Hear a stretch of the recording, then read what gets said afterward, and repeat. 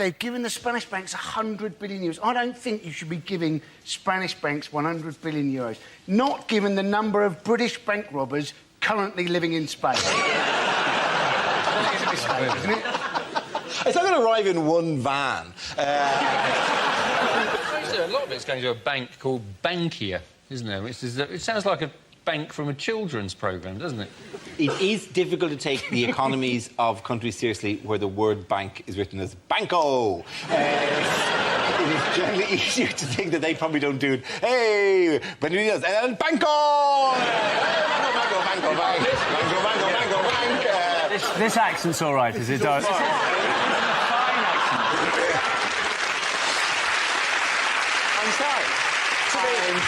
To be honest, Dara, you've been doing a ridiculous accent since the beginning of this series. No, but Dara, it does help when you go on holiday there, though, doesn't it? Because, you know, even someone like me, I walk along and I go, supermercado. I reckon that's the supermarket. Banco, that'll be the bank. Baro, bar. Got half a chance. You've been to Japan? Nothing. They give you nothing. You walk about, you don't know what you're doing. I was in the bank the other day, this is absolute truth, and a man had a shit on the floor. It was the most shocking thing I've ever seen in my life. That is one hell of a deposit that he has made.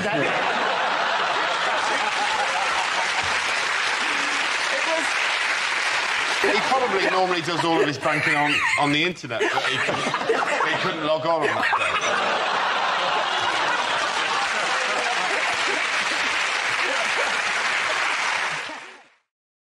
We don't need it, do we? Like, it's this constant thing of, like, making things that nobody is being on the phone to someone and going, do you know what would make this so much easier to understand what you're on about?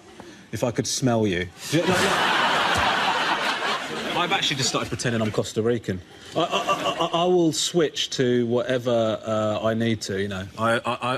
In the cricket, I'm very Sri Lankan at the moment. During the Ashes, I pretended I was Aborigine. Like, I don't care. I will go wherever the results take me. He's basically made it fun for the Tories, because they could say anything they want. He's unelectable, so you can do whatever the hell you want, do you know what I mean? Like, we're going to kill everyone. Yeah, but I'd rather that than vote Ed Miliband. There continues to be heavy shelling here. Ramesh Ranganathan at the peanut factory. Is it what the minimum prison sentence should be for anybody that takes their shirt off in the summer? I find it unacceptable. I remember, like, when it used to be hot days, my dad would open up the curtains first thing in the morning and say, the white people are going to get naked today.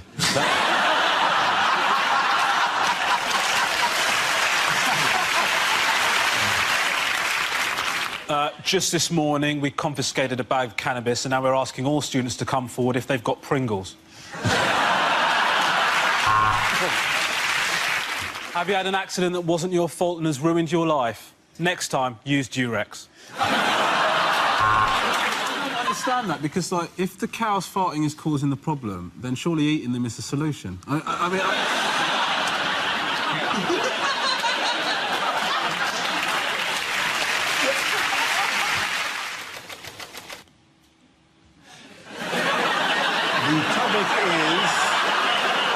The topic is animals.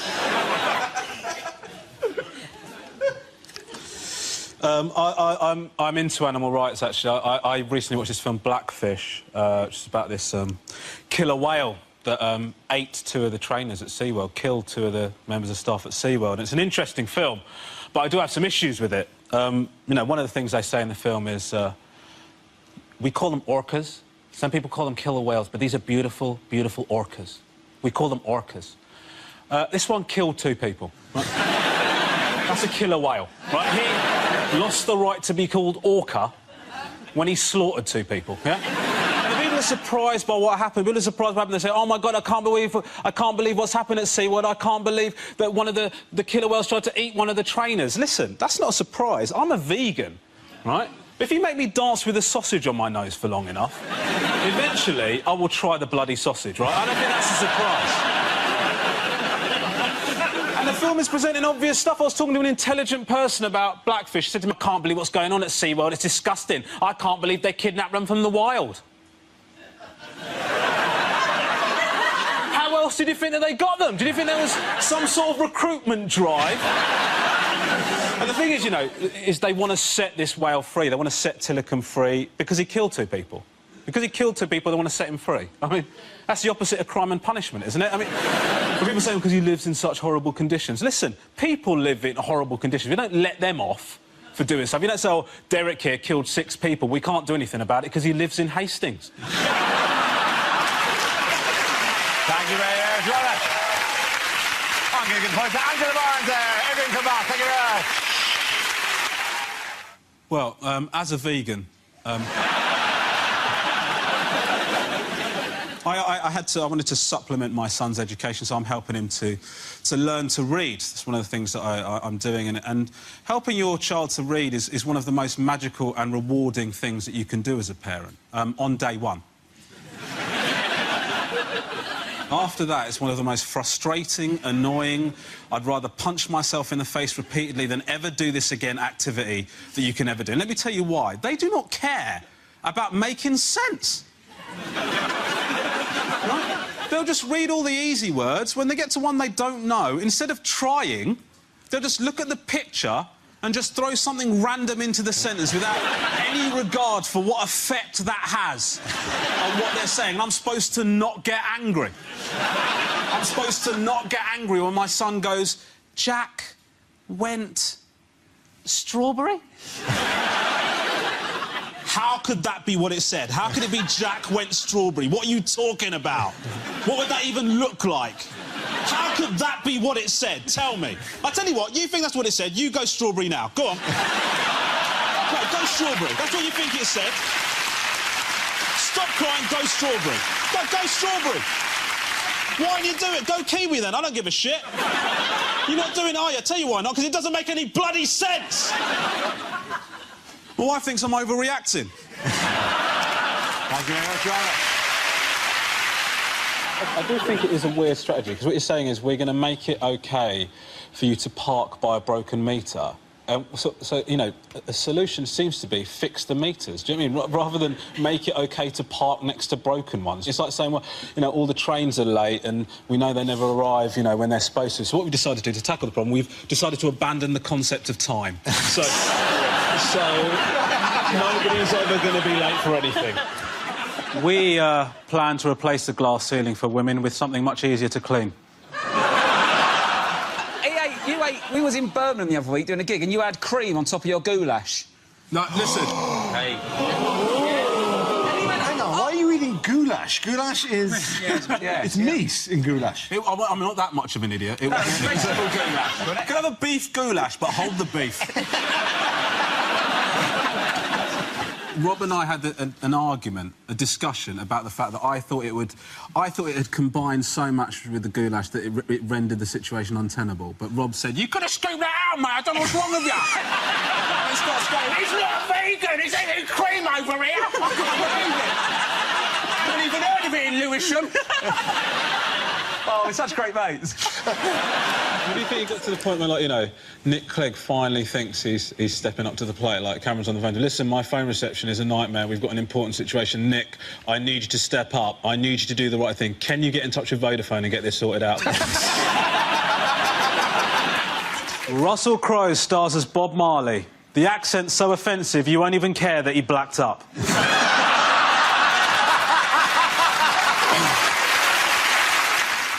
As I report from my 6th day here in war-torn Syria, I think the lesson learned is that I should never have called my producer a wanker.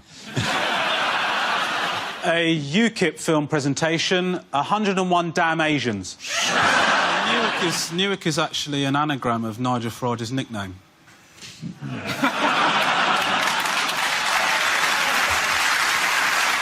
What? Cron? I love the way that they clapped at different times, depending on how quickly they got it. There is an element of chase going on there. Come on. Well, I'm really sad to be leaving you as your maths teacher. I've got no idea why I've been made redundant, because I've always felt that I've given 110%.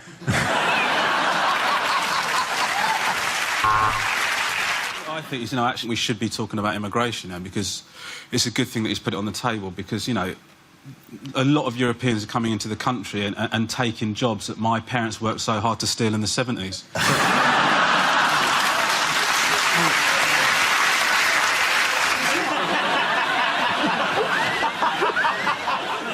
actually a very exciting game they play where they just sit there for hours and see which one tries to rehydrate themselves first. Because when... I mean, again, speaking as a vegan, but my problem with it is... Are you a vegan? Listen, get on board, all right?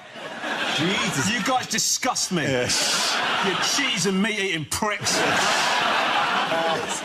Anyway, please, every part of the show, preface every topic we do with, as a vegan. My point is, Dara, if I may... The pizza! Oh, mate, I'll tell you what, pizza, nightmare, right? Of course, you've missed the main ingredient. I love pizza, ordered a pizza, right, with no cheese, right? No cheese. Yeah. What I didn't realise is not only does cheese add flavour, it also has an adhesive quality. What I got was a box of bread with some vegetables in the corner of the box. So...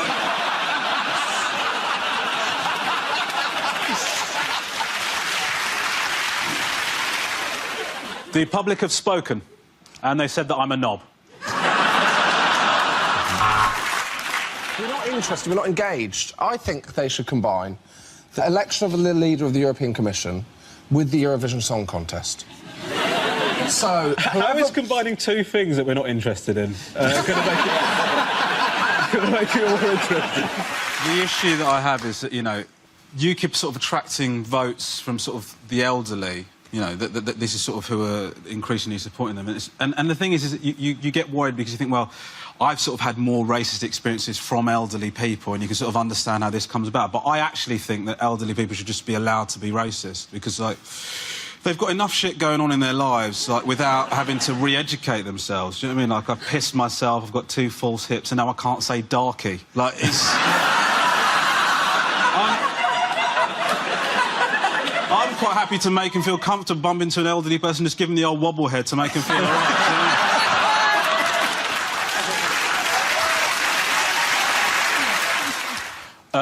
I don't like going out.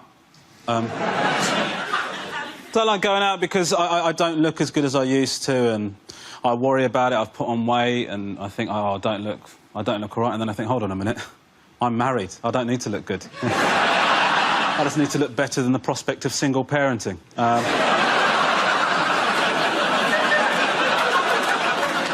I think I've got that in the tank, you know what I mean?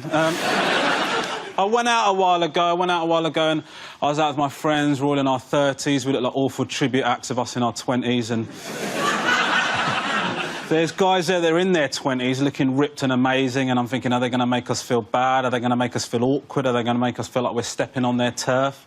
And the truth is, they ignore us. Of course they do. Why would they care? See a pride of lions hunting gazelle, they're not going to give a shit when a 3-legged hyena rocks up, are they? Comes to the end of the night, this absolutely gorgeous girl walks up to me, does not break eye contact for a second. I said, hello, this is happening. Can phone my wife, tell her I've still got it. The girl walks up to me, says to me, no word of a lie, taxi for Rachel. Thank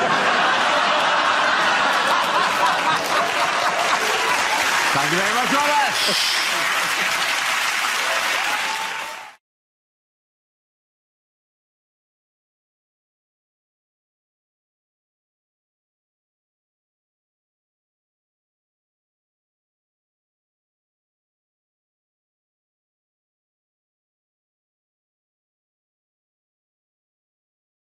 Well, let's spin the wheel.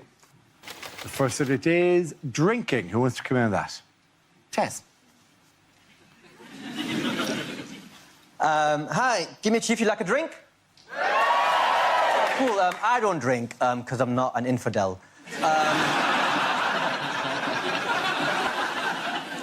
But the reason I bring it up is because last summer I got invited to a stag do, and that stag do was in Benidorm. Thing is, the whole time I was in Benidorm, because I genuinely don't drink, I was a bit like, you know that guy who goes to Alton Towers, but he just holds the bags and the coats when everyone else goes on the rides? That's what it felt like for me in Benidorm. But genuinely, I've never touched a single drop of alcohol in my life. And, well, tell a lie. There might have been this one time in Benidorm. So I'm out with the lads. It's a stag do. I'm stagging it. Textbook, just having a great time. And I came back to our table, and there's glasses on there filled with clear liquid. I picked up quite innocently what I thought was my lemonade. took a sip of it, spat it back out, turned out to be vodka and lemonade. And I'd never drunk before, so the vodka, it really burnt my mouth. And I felt awful because I'd just broken one of the major rules in my religion for the very first time. Hashtag a big deal. At that moment, I just took a step back and honestly, genuinely, hand on heart, just really, really wished that I hadn't smoked so much weed before I left the hotel.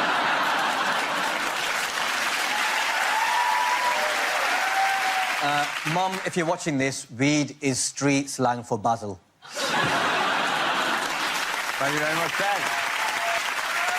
OK, that leaves us with Milton. Let's see what your topic is. Let's spin the wheel.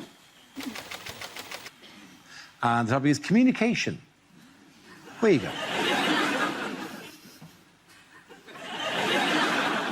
Recently, I've joined up the group Eavesdroppers Anonymous. Not that they know. I wouldn't like to burgle my house. Oh, no. Well, it would be pointless, wouldn't it? Stealing things I already own.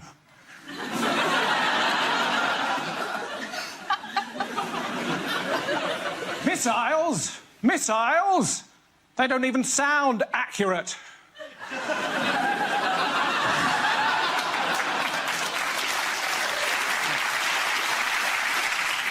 If your name is Andre, don't end your texts with a kiss.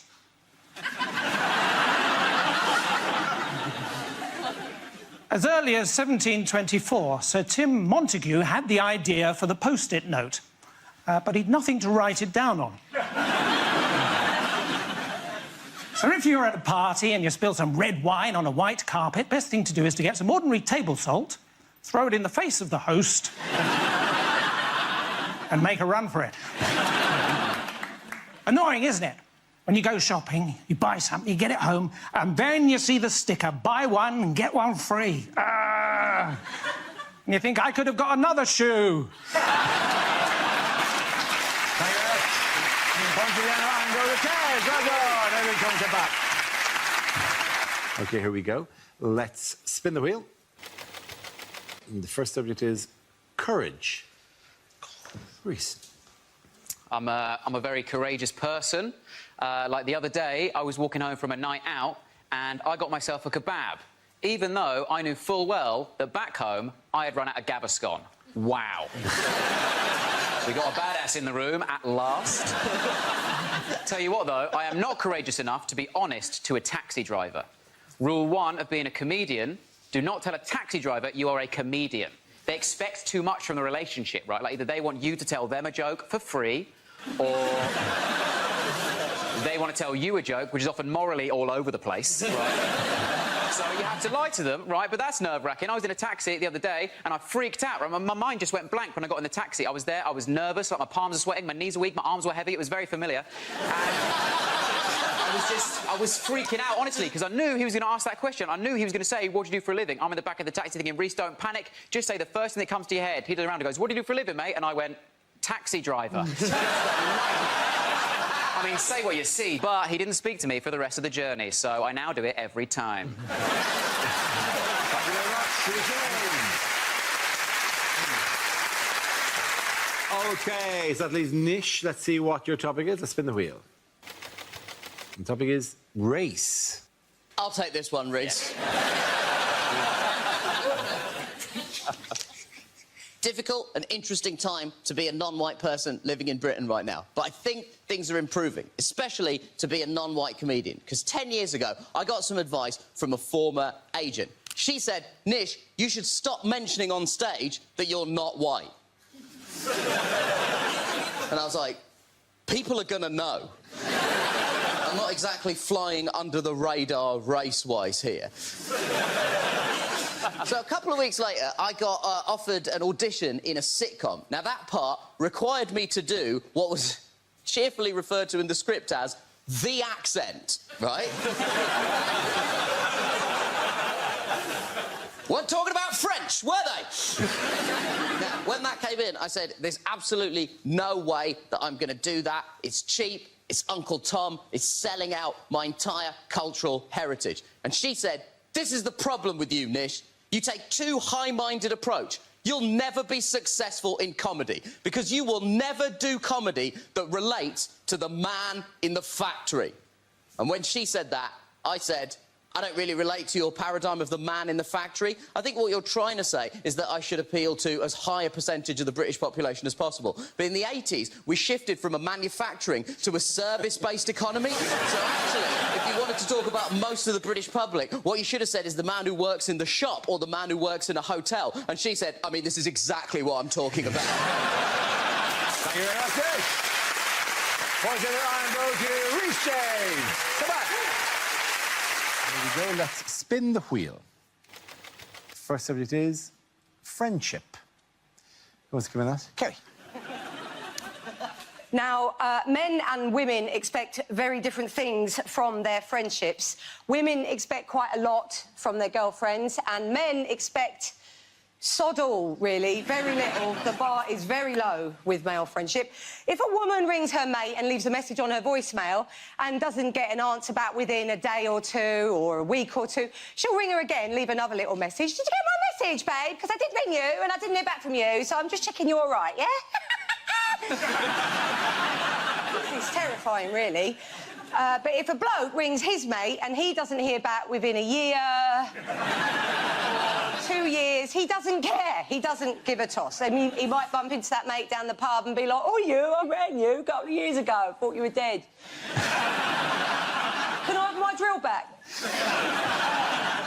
It's a very different set of expectations, because blokes like banter. They love to banter with each other and they can be quite nasty to one another. Women, we do banter, but we have a threshold. We don't go in too mean. Like, blokes love a nickname. They love a nasty, horrible nickname. Nastier the better. I was introduced to a bloke recently by his best friend as Shit Flaps. That was the name. I was like, but that's not your name, though, is it? Shit Flaps. And he liked it. He was like, yeah, that's my name, Shit Flaps, that's me. Everyone calls me Shit Flaps, all my mates, and my dad and my kids. He was a broken man, but he felt loved, and that's what that was for. It's not unusual to see a bunch of blokes down the pub on a weekend introducing each other with all their stupid nicknames they've had since they were at school. This is Shit Don't Stink, he thinks he's it. This is Wank Stain Wayne. This is Pedo Pete. They all know a Pedo Pete. But you wouldn't see that with women. You wouldn't see a bunch of women introducing each other. This is Hairy Tits Helen. This is Cries Too Much Claire. No, I don't cry. You do, Claire, you do. You don't have to go on. This is Barrel Legs. You shouldn't have worn a skirt. This is Chlamydia Claudine. We wouldn't do that. We wouldn't do that. We think it, but we don't say it. Well done. Lovely stuff. OK, that leaves us with Gary. Let's see what your topic is. Let's spin the wheel. And the topic is health. Gary. The area in a Nando's between the front and back door is called the peri-perineum.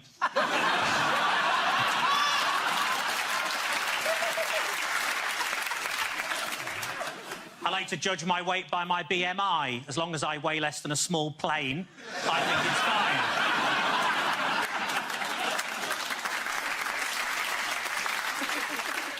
When writing a story about losing your virginity, it's important to always put it in the first person.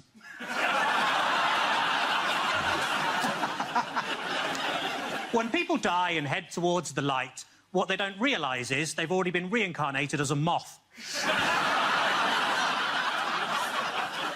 I can count the number of chainsaw accidents I've had on the fingers of one hand. I tell you what always catches my eye, short people with umbrellas. So the other day, I was doing the hoovering in my pants, and I thought to myself, how do my bollocks get this dusty?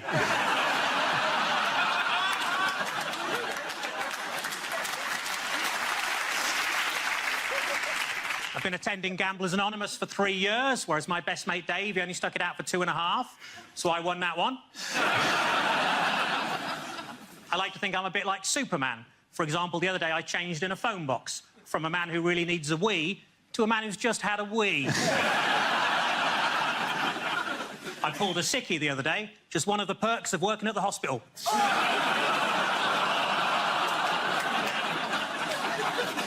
The other day, my girlfriend and I had great makeup sex. Well, I say that, she was out and I stuck her lipstick up my arse.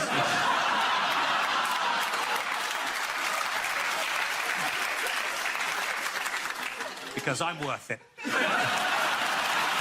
very much, Dave Brady. At the end of that round, for sure, the trade down the line. Come on.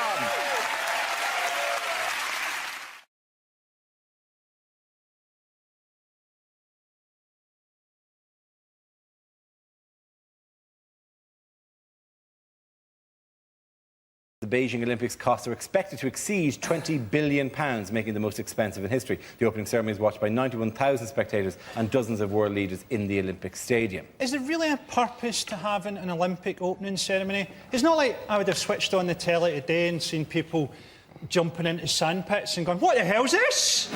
Hollyoaks has changed. I didn't even like the opening ceremony, man. How can you not have liked the opening ceremony? People in tracksuits and explosions. I had a flashback to living in Glasgow.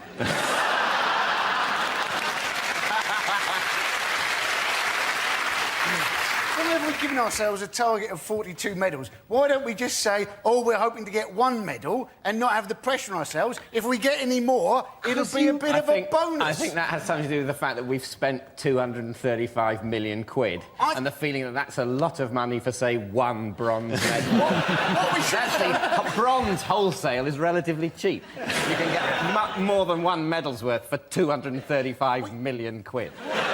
What's great about watching the Olympics is how quickly you become an expert in something that you know nothing about. Right? I genuinely found myself shouting at the shooting, just hit the targets in the early rounds. You can't win it in the qualifiers, but you can lose it. What did I mean by that? Well, it's like the beam. The beam's the one when you see the freaky little girls just doing all that kind of spinny stuff. When one of them falls off, you're like, oh, what are you doing? Just go easy. And then but you know, if I had those abilities that they've got to flip on, I would not be able to do it. I've been like Asda, just triple spinning like that, just to freak people out. So you don't ask the question, how can they do that, but how can they stop? Absolutely. Yeah. Think about that. If you could flip 5 times, you would do that down the aisle of a supermarket, would you not? I can and don't.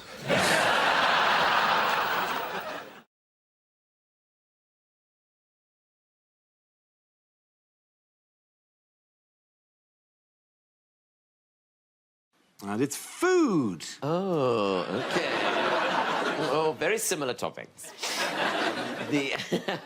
I once went to a buffet in Reading, and that's not even the joke. It was organised by a woman called Wendy, and it was so beige. It was so bland. It was like a buffet representation of Reading. I looked across this buffet, right? They put out sausage rolls, right? Sausage rolls, right? Where they just whipped off the cellophane and put the corrugated plastic straight down on the table.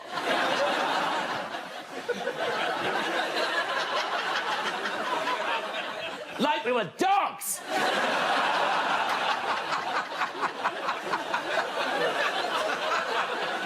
Then we had Scotch eggs, right? Scotch eggs cut into quarters. Apparently, no one can eat a whole one.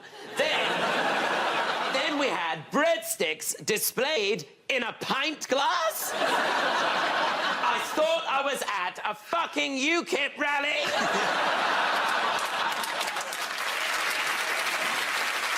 Then she starts putting down cold pizza slices next to wontons. No one's mixed Italian and Chinese cuisine like that since Marco Polo. Then she brought out the quadrant of dips. You know, the 4 dips. The 4 dips of the apocalypse. The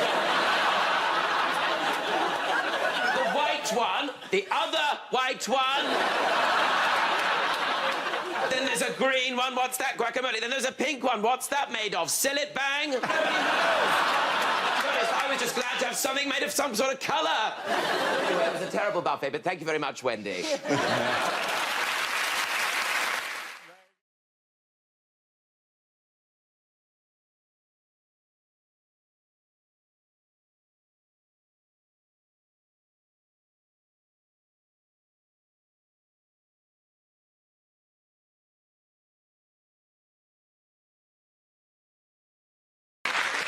OK, now we come to our final quickfire round called Scenes We'd Like to See. This is for everyone, so if you can make your way to the performance area, please. I cut ideas for scenarios we'd love to see, and the performers come in with their suggestions. OK, here we go. The first subject is unlikely things to hear on a consumer programme. I'm Adrian Childs, and I was shocked by the new Shrek film. I've not been paid for it, yet I seem to be starring in it. Consumer scams are on the increase. If you'd like to find out how to stop them, send us your name and address, your date of birth, and your mother's maiden name. I've just found out my jumper was made by Indian slave children. Can I just say they did a wonderful job? Next, we speak to Barbara, who was devastated when she bought Daniel Bedingfield tickets that turned out to be genuine.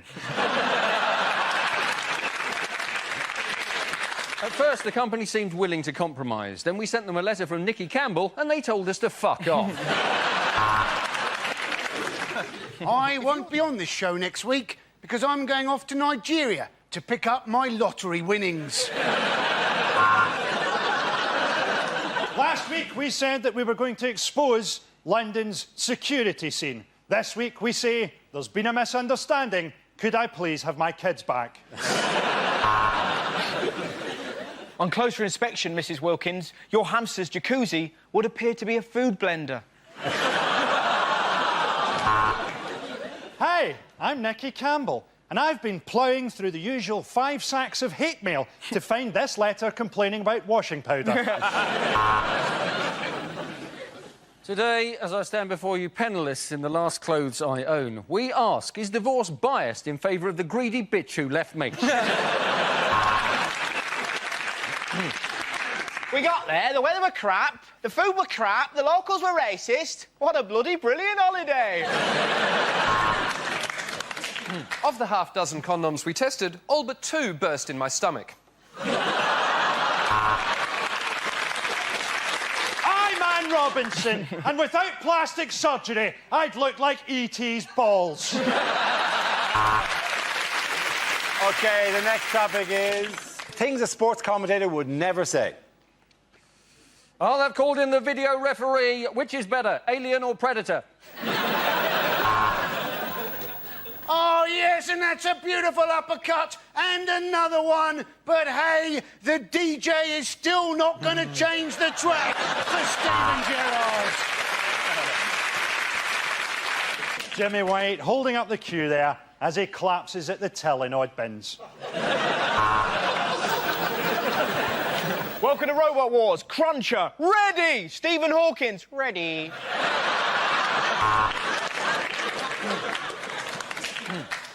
And England have won the Ashes. It's the women's 100 metres final, and from left to right, it's no, no, yes, maybe, from behind. Definitely not. The Queen smashes Camilla in the face and Prince Philip hits her with a hammer. This is what I call a Royal Rumble. Venus Williams has brought something different to the ladies' game. Male genitalia.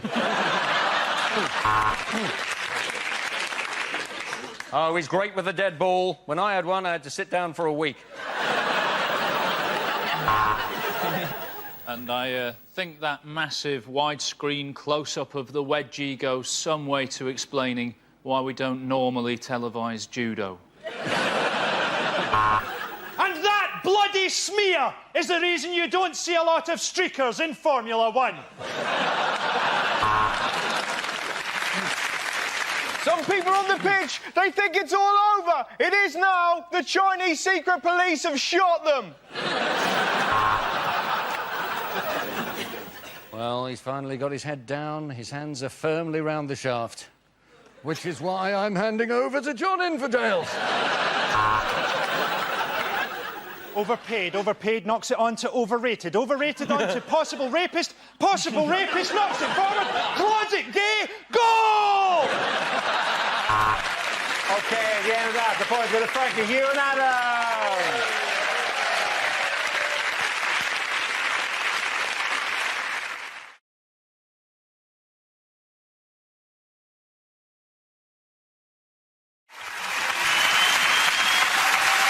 All right, the next round is called If This Is the Answer, What is the Question? On the board are 6 categories. Catherine, which category would you like?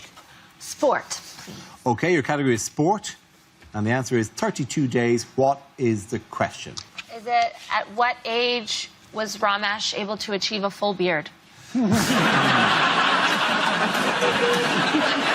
a celebration. It's a celebration of your culture. Is it, according to the people I recently bought a couch from, how long is 10 working days? Is it due to BBC budget cuts? How far into the future is Doctor Who going to be travelling in the next series? How long was my friend Lee in hospital when we saw the sign for Burnley? Is it how would Joey Essex describe a fortnight? The total amount of time that an average Big Brother contestant has spent in full-time education. How long does it take the elephant man to exfoliate? Oh, what? Yeah. Too soon? Yeah. According to his tax return, how many days did Gary Barlow work last year? Is it the number of days before One Direction can safely give a urine sample? Can you think of a rhyme for songs of praise? They're really getting I think I've actually genuinely lost my mind. OK, can we need to move towards the correct answer if we can, please? What length of menstrual cycle would keep you permanently nervous?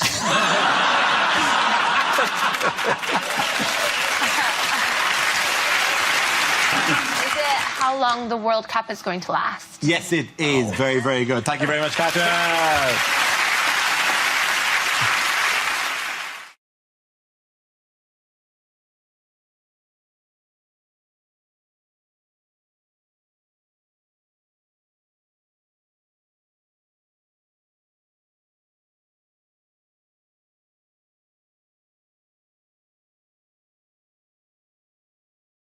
OK, you ready? Yes. Would you do it? Are you going to plan No, I'm not going to do it like that. No. Yeah, OK. It's all right. Just was a bit more coffee. No, leave it there. OK. Did you enjoy the Olympic Games? I did. OK, we need you to walk in again because apparently Alan, Andy and Andy, you're walking in with shit. Yeah. Who are these two and why are they in the news this week? Who are these two? You're right, it is quite beginner, that. Sorry, I'll do that again. Who are these two? Who are these two? I don't know, Dara. They look like nice men. Who are they? Like me head. Oh, they got round my hat.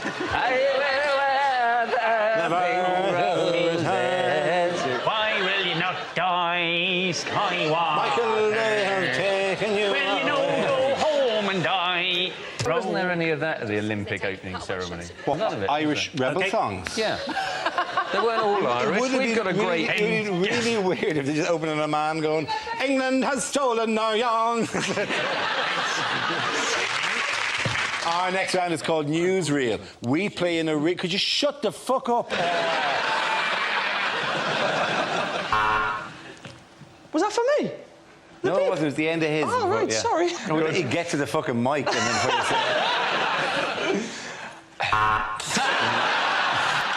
Well, this is the news that Ed Miliband has launched a campaign to make himself better known to voters, embracing his geek image and comprehensive school education. So is this going to make him more appealing? No. OK. Do you know what will make him more appealing? Standing him next to a big pile of shit. Yeah, we're having fun, great. OK, how's that? Let me just... I'll just do this. Are you testing it? You liking this? Yeah. Is that all right?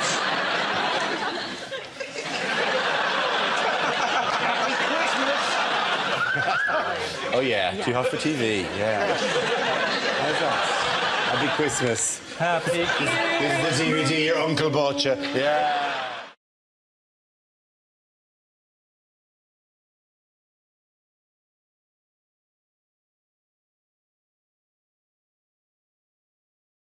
Unlikely things to hear in a restaurant. Let's skip the pudding. You look like you've had enough already.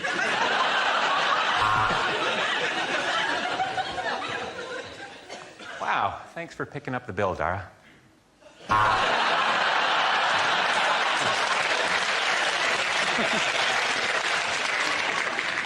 No, I'm sorry, we don't have snail porridge. No, this isn't owned by Heston Blumenthal. This is Heston Services.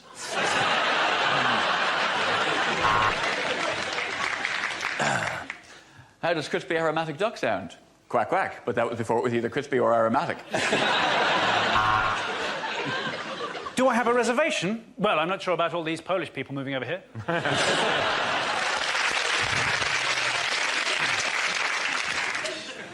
Table for two, please. But no food. I'm a woodworm.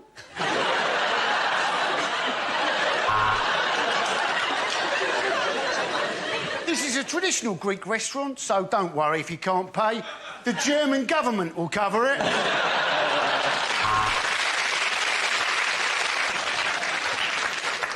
You'd like a Foster's? Hang on, I'll see if we've got any left. Barry, any Foster's left? Yeah, keg's nearly full, Jim.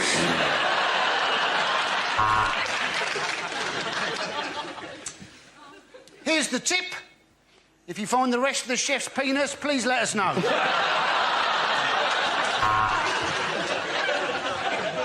Have you been to a harvester before? I'm joking, no one comes twice. It's nice to see the rugby players getting along with the dwarves.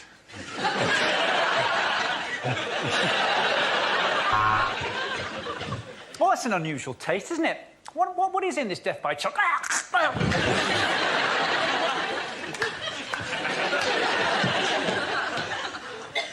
It's nice to see Zara and Mike getting along.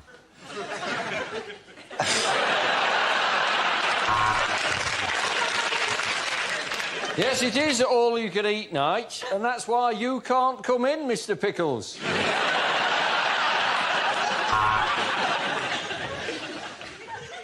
Oh, my God. There's a man's face in my soup and it looks just like me.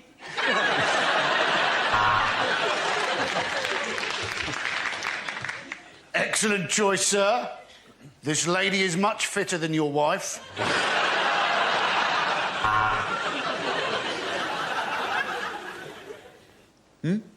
Rose for the lady. If you want to do something for the lady, why don't you fuck off? OK, the point's go to Chris Hughes-Short.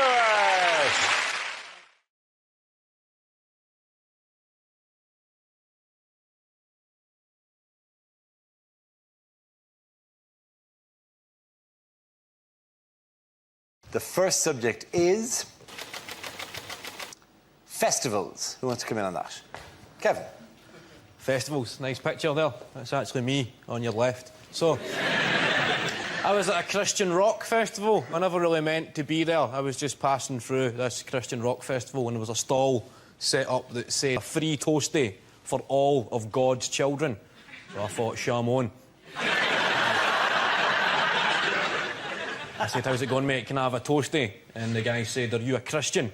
And I thought, well, if I'm not a Christian, am I not getting a toastie? That's not very Christian.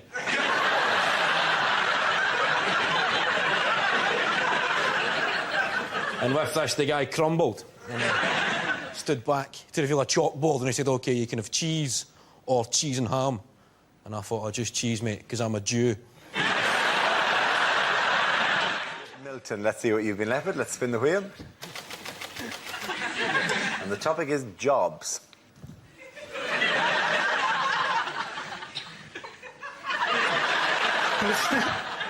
I used to work at a Christian rock festival selling toasties.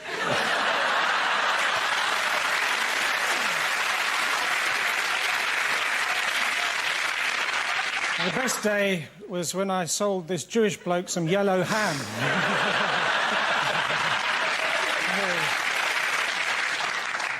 My dad was a dustman. I didn't like him coming to collect us from school, though.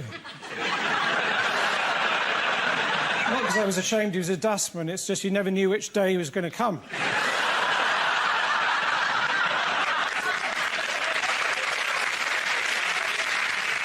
The rest of my family were police marksmen. apart from my grandfather, he was a bank robber. He died quite recently, surrounded by his family.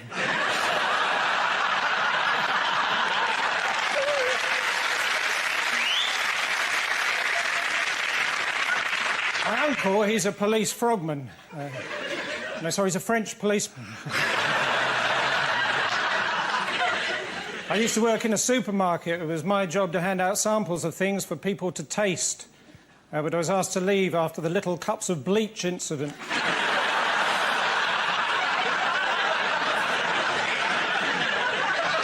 After that, I worked in a pathology lab, but I was asked to leave after one of my reports said cause of death, autopsy.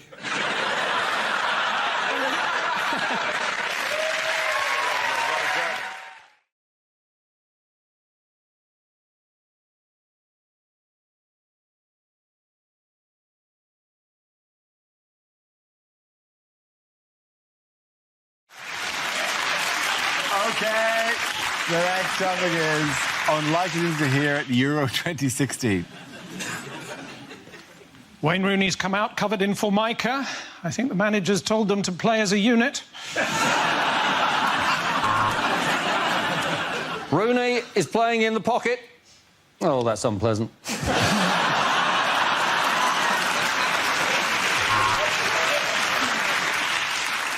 And England go through on penalties. And the French mascot is 7-year-old Lucien Dubois from Nice, showing us all how to smoke a cigarette with real panache there. Oh, that is an absolutely shocking decision by the referee. Black shorts, black shirt. I'm sure the girls will agree with me. Way too matchy-matchy.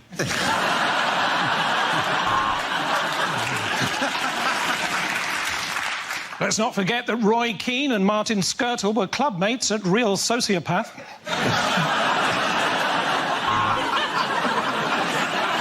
Oh, that is an absolute beauty. Swedish, about 25. Well done, Dirty Dave, on camera 5.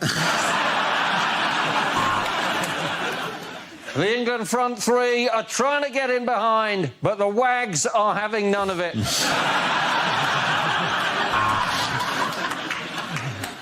And the crowd invade the pitch and the French officials have surrendered. Oh, did that cross the line? Seemed a bit racist to me.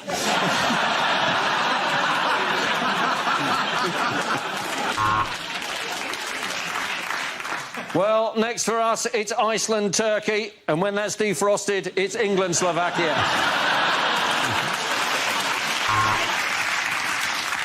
And Russia have gone for a 4-3-3-7-8-10-1-9-16 formation. We're never going to get out of this alley.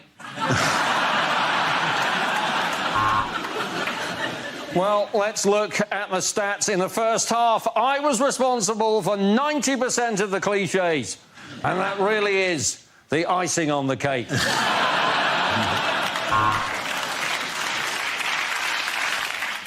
And the Swedes are out. He really should have worn tighter shorts. So who's up for the World Cup in Russia? Guys? There goes Ronaldo down the wing and doing what he did a minute ago, and he's slightly slower. This is the replays now. Yeah.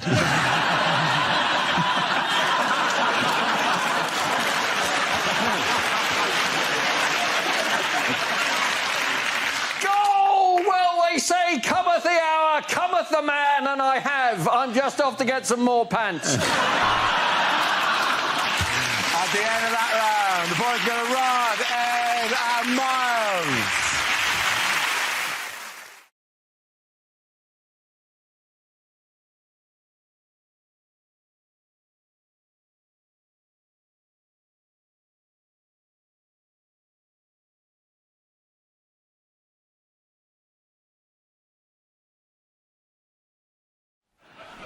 There were protests around the world over an offensive cartoon about the Prophet Muhammad, originally printed in a Danish newspaper. In Beirut, the Danish embassy was set alight, and as the flames reached the kittens...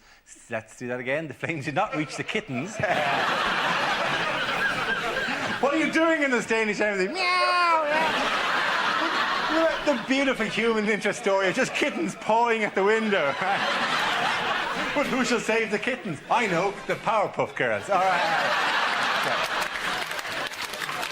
There were protests around the world over an offensive cartoon about the Prophet Muhammad, originally printed in a Danish newspaper. In Beirut, the Danish embassy was set alight, and for sakes, all I can see are their little faces.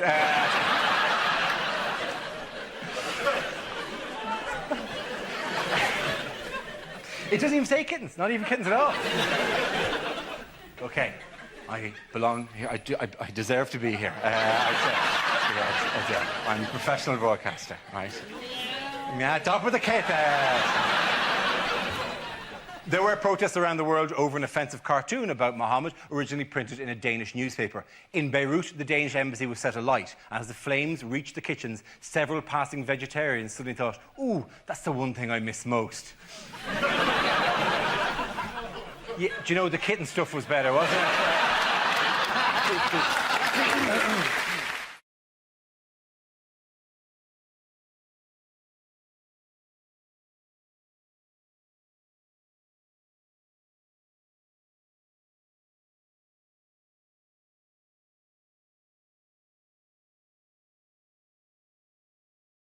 This round is a stand-up challenge. I launch the wheel of news, and wherever it chooses to stop, one of our performers must step forward and talk about that subject.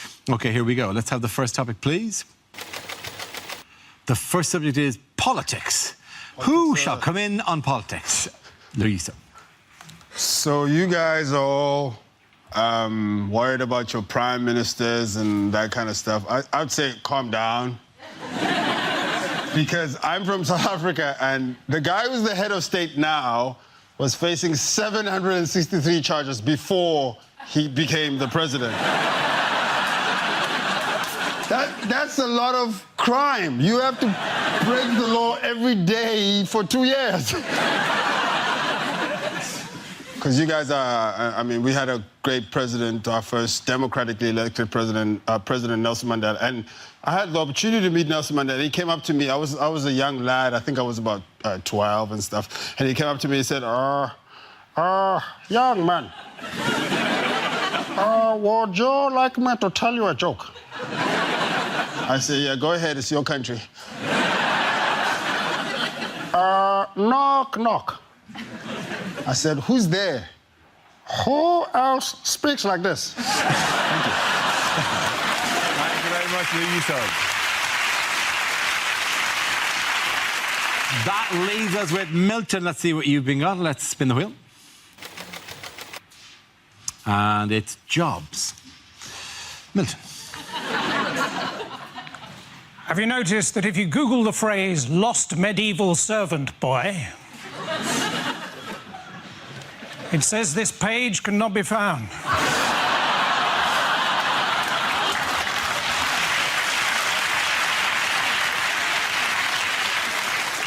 Some of you are going to be doing that tomorrow. I think if I was opening a Pizza Express, I'd open it next to a Vision Express, so we got some of their customers by mistake. I think if I had unlimited money, I'd hire 2 private investigators and get them to follow each other.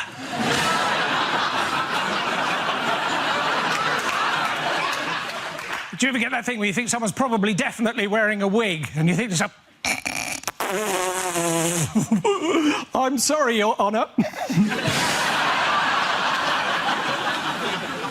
I'm a bit of a lazy writer, according to my children, QWERTY and F12.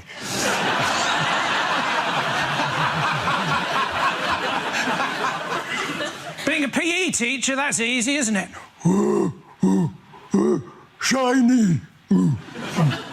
I teach running. Run. I teach swimming. Swim. And a tiny, tiny little bit of geography. Jog. Thank you, mate. Post second, Milton Jones. Come back, both of you.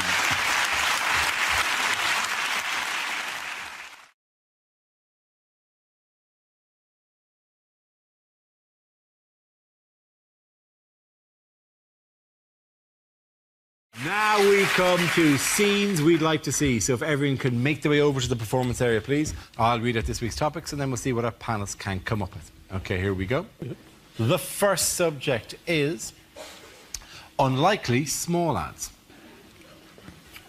Do you want a larger penis? Beach volleyball tonight on BBC One.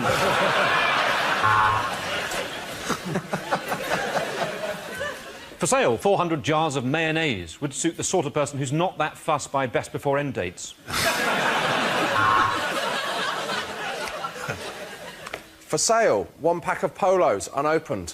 Mint condition.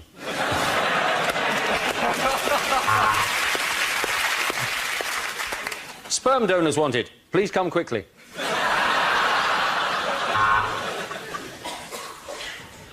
For sale, horse would make excellent pet. Or pate. Wanted. Someone to kill my dad, so I have an X Factor backstory. Lost. Boomerang. Last Thursday, somewhere... Oh, no, it's coming back to me now.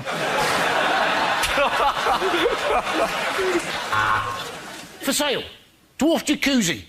Could also be used as a foot spa.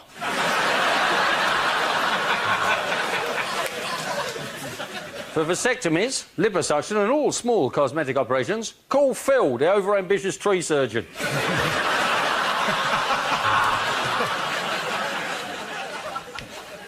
Cleaning lady, £8 per hour, or until lady is clean.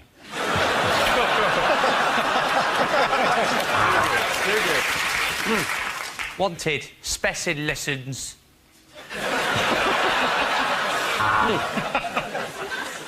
Do you want your house to smell nice and spice up your sex life?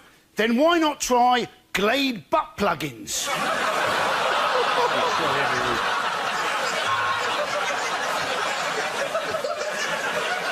Goodbye, Dad. Rest in peace. And perhaps if you hadn't gambled away all our money, this would be in obituaries.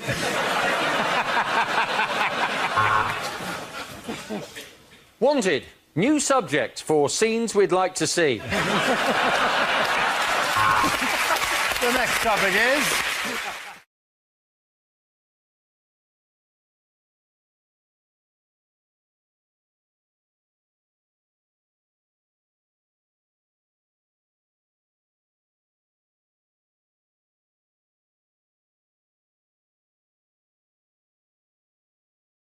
bad things for a by-election candidate to say. I would like to kiss your baby, but we don't want to go down that road again. I am the perfect candidate. This is an election, and I am bi. Vote for me, Doris McGarvey. I'd like to say no relation, but... I'm not going to lie to you. Power gives me wood. I've been knocking on doors in this constituency for weeks, and it's completely unconnected to the recent stranglings.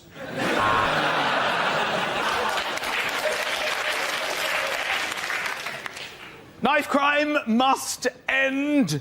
Just last week, I was given a steak knife when I'd clearly ordered the fish. If elected, living standards will go up. For me and my wife. I would say the fact that the Labour Party haven't put forward a candidate has not devalued this election at all. Ask my fellow opponents, Timmy Mallet, Elvis and the Honey Monster.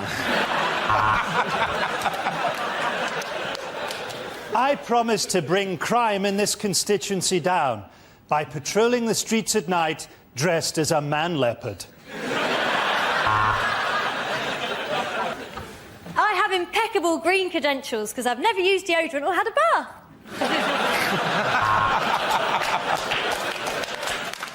I know nothing about politics, but I can crush a right pair between my buttocks.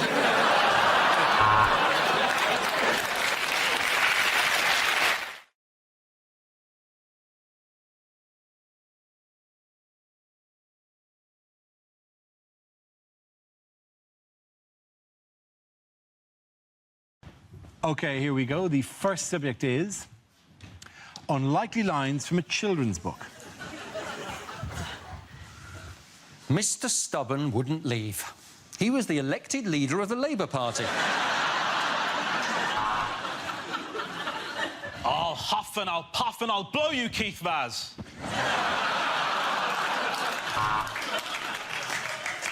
As Noddy looked at his new friends, Rampant Rabbit and Linda the Love Egg, he realised he was in a very different kind of toy town. And all the animals of Buttercup Farm celebrated because Percy Pig was going to the slaughterhouse and they never had to listen to that whiny little bastard again. And the beautiful woman was cursed to sleep for 100 years. And that's your defence, is it, Mr. Cosby? She didn't do it. Don't boo her. I'm Paddington Bear from Peru, said Paddington. And if you show me where the toilet is, I'll poo out this condom of cocaine.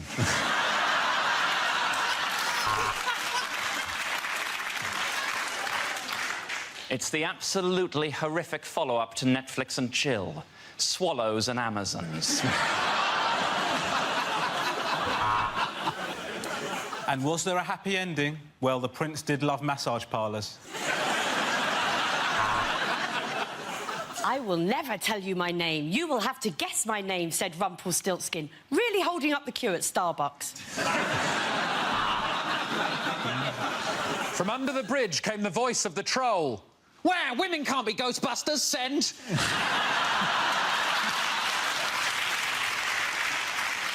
Every day, Jack and Jill have to walk up a hill to fetch just one pail of water. But for just £5 a month... Oh, it wasn't a giant peach after all, thought James, as he watched the big friendly giant put on his swimming trunks.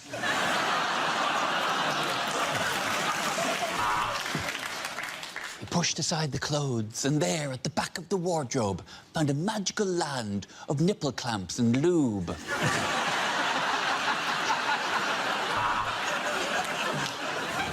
There's an Indian in the cupboard. I think he's hiding from UKIP. Oh, well, come on, that's unfair. I've been in this cupboard for bloody ages.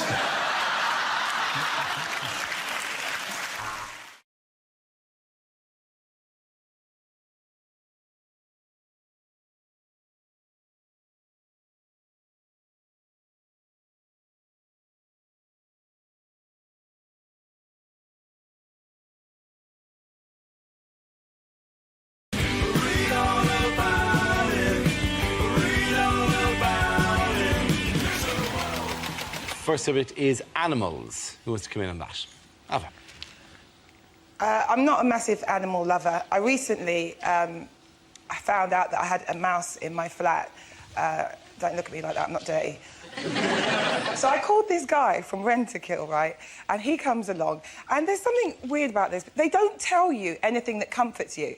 So this guy goes to me, what we're going to have to do is we're going to have to block all the holes in your flat, because I don't know if you know this, but a mouse can collapse its vertebrae and squeeze through the hole the size of a pencil. And I was like, geez, if you have to collapse your vertebrae in order to get in somewhere, perhaps you just shouldn't be there. I mean, it's a bit extreme. So I was like, I will not stay in a house that has got mice in it. So I moved to my friend's house. But before I went, this guy tells me to leave my TV on because the mice might hear it and think that people are actually there. And then, as I was staying at my friend's house, it was like past midnight. I was on the sofa, I couldn't get to sleep, and I started getting really angry. So I thought, here I am in someone else's house, and that creature is back in my flat, probably sitting on the sofa watching Rasta Mouse. Right, but I did eventually get rid of them, and which was great. And I swear, because it was the worst thing that could happen to me, because I hate mice so much, I only ever wear makeup that's tested on animals.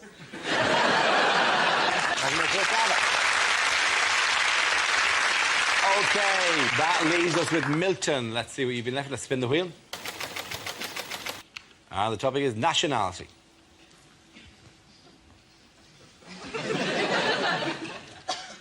If you're addicted to meths, you're either an alcoholic or a South African with a real love of numbers.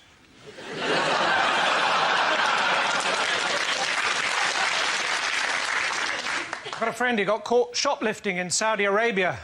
Fortunately, he'd stolen a prosthetic hand. Unfortunately, it was a second offence. So I'm in France, and I saw this little old lady knitting in the town square. I said, "Voulez-vous crochet avec moi?"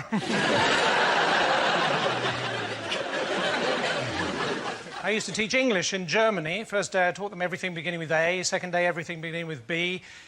D-Day was a bit tricky.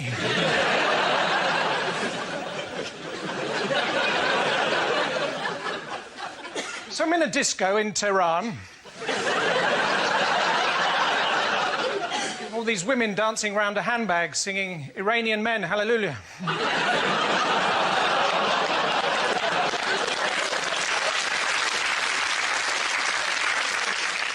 Recently, I phoned up the spiritual leader of Tibet.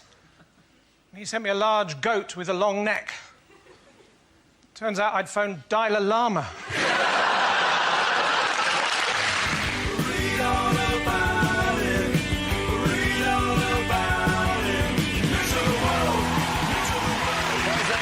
Thank you very much. You're welcome back.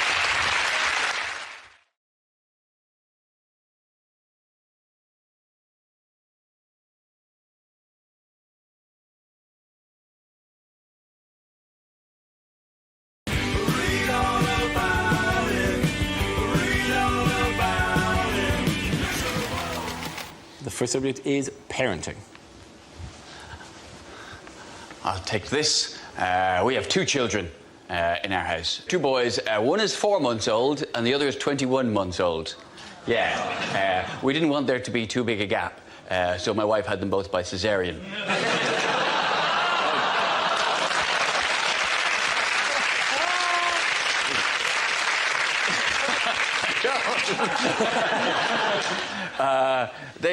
To be honest with you, the 4-month-old, he's already more of a man than I've ever been, because he's already mastered the art of the casual vomit, something I could never do.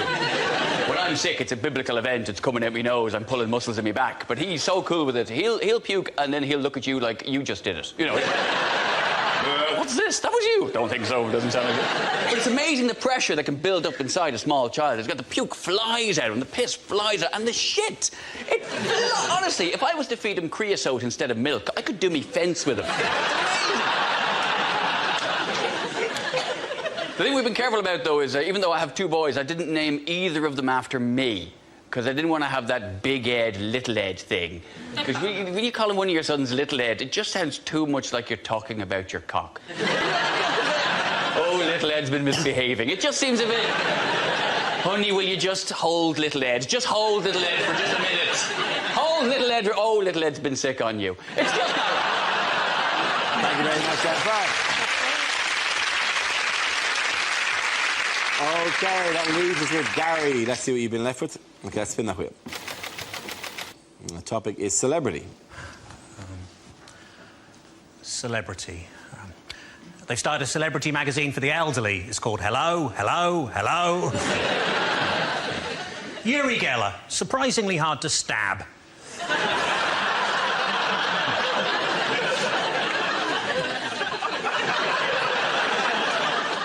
Malcolm X chose that name rather than admit he'd accidentally put a kiss at the end of a text message.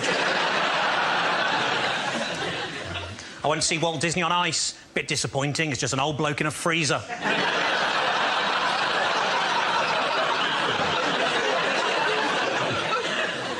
The new president of France said this week that English speakers were arrogant in their refusal to learn foreign languages. At least I think that's what he said. But it all just sounded like haw-hee-haw, haw-hee-haw. And remember, that's not racist if it's about the French. I'd have £5 on the Dalai Lama if I was a Tibetan man.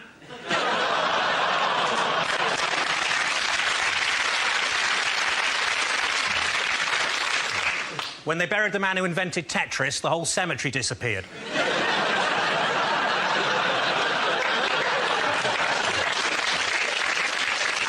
As well as 7 years in prison here, Abu Hamza could be deported to the United States where he could face the electric chair. But on the plus side, if he is electrocuted, at least he can just stick his hook in the air and pretend to be a bumper car. Read all about it. Read all about it. both of you. Come on back.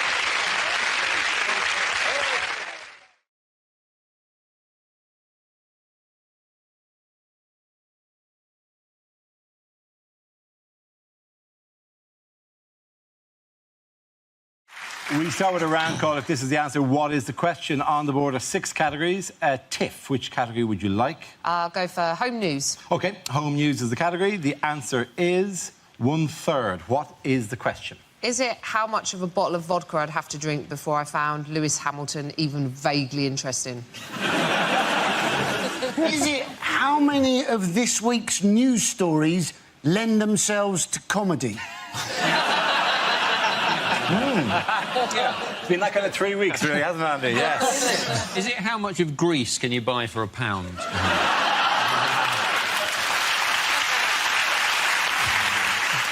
Is it how much of Kim Kardashian is made up of arse? Is it, of all of the children that I taught maths to, which proportion of them genuinely had a future? Is it what emoticon would I use to tell someone that I've wrapped a rubber band around my scrotum?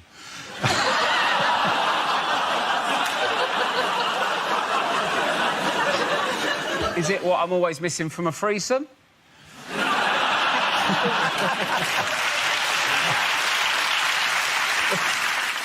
Is it FIFA's target survival rate for stadium workers at the World Cup?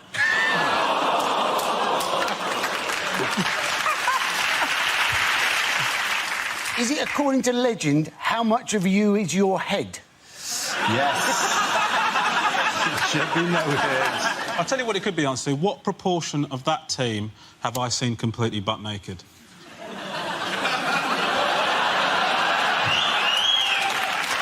Yeah. Can we? Is there anyone got any answers to a question? I feel like I answered to ask for 10 minutes. Is it how many of the words spoken by Kanye West are about Kanye West? Is it? The way you pronounce Kanye West is incredible. Well, it's like you're asking somebody if they're able to West. Like...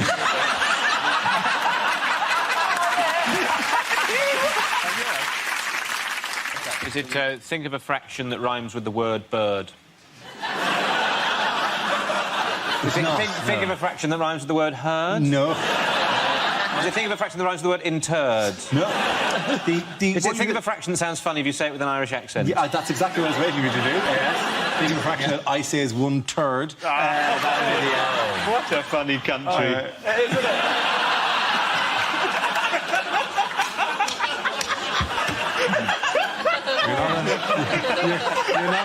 You're not on Radio 4 yet. I do. This is genuinely the correct answer. Yes. Is it? Yes.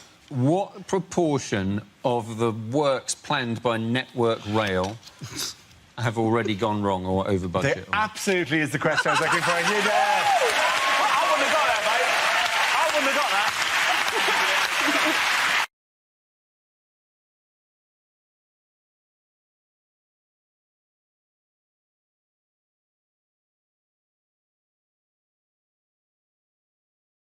We play a round called You Keep Me All Night, Baby.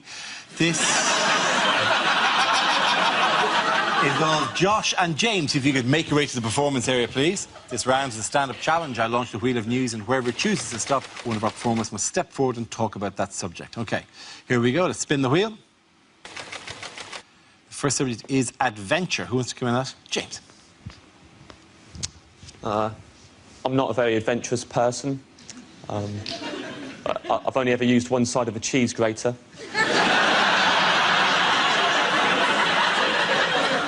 Got no idea what the other 3 sides even do. I'm not the only one either, because everyone knows what side I'm talking about, right? Big holes. Got no time for small holes and tiny holes. And if you've ever seen small, it's the roughest side of anything I've ever seen in my life, small holes. There's rows of tiny little spikes, so I'm going to use that side is in self-defence. Then you've got to wash it. I don't know how you negotiate that. How you wash something that is rougher than your own scouring pad.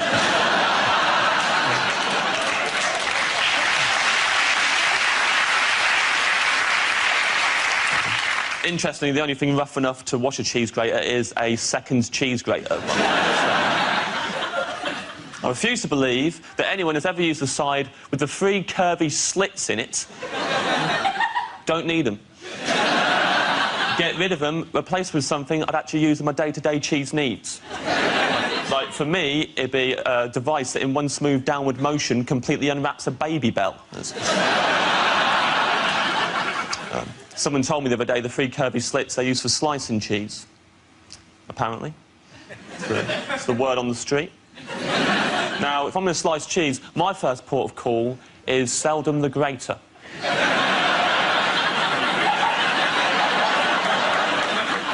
Call me old-fashioned, I'm a knife man. It might become a fuddy-duddy, but I like it. It's unpredictable. You always start out.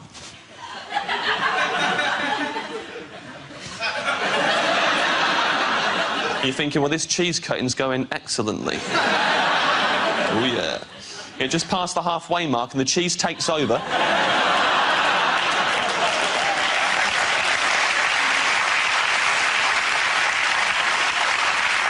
Can't reverse it. It's made its mind up now. And yeah, now you've got to slice the cheese that's half the size you wanted in the first place. But at least you got some stories.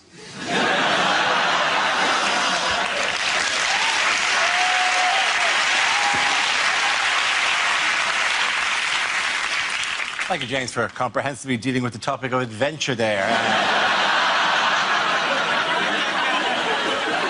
What, mate?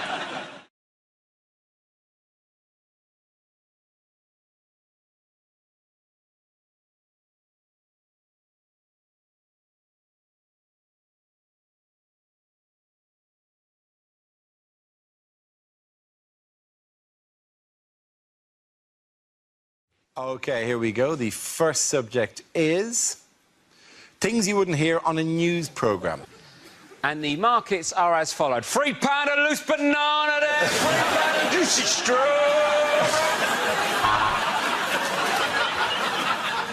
Well, he went in half an hour ago and he still hasn't come out, so I can only assume he's having a very big poo.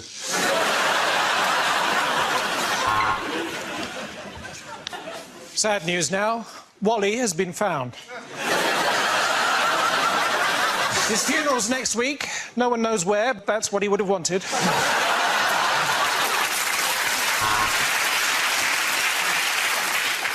As I stand here in this village where the water is ridden with disease and human faeces, we have to ask ourselves one question. Why did I choose to wear flip-flops?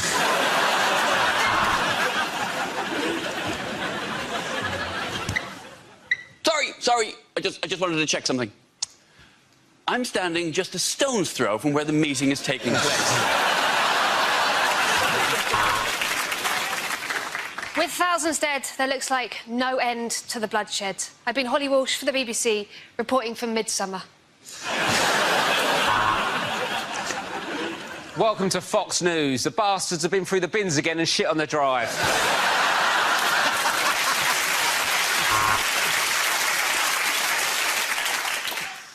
And the Italian wing of Heinz Soup has been put into administroni.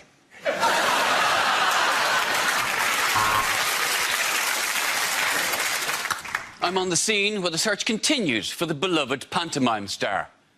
What's that? He's where? The fighting here has been drawn out and bloody, but I have finally got my microphone back from that bastard at Sky News. We cross live now to the King's Road, where Jose Mourinho has no trousers or pants on and is telling the pigeons it's the referee's fault. And we've got Barry Chuckle on the scene of the crime. Barry, to you.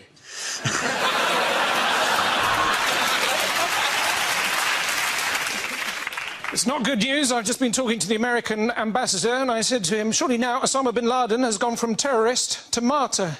He said, we say tomato.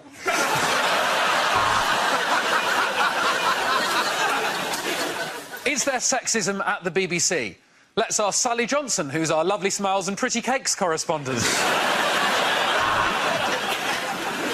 This is the first time I have reported from the Pamplona Bull Run. Fucking hell!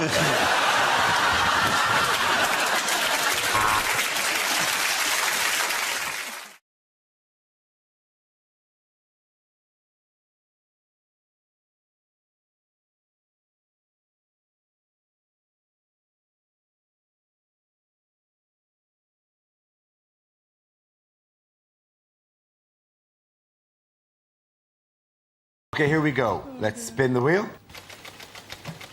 The first topic is sport. Can I have somebody talk about that? Andy.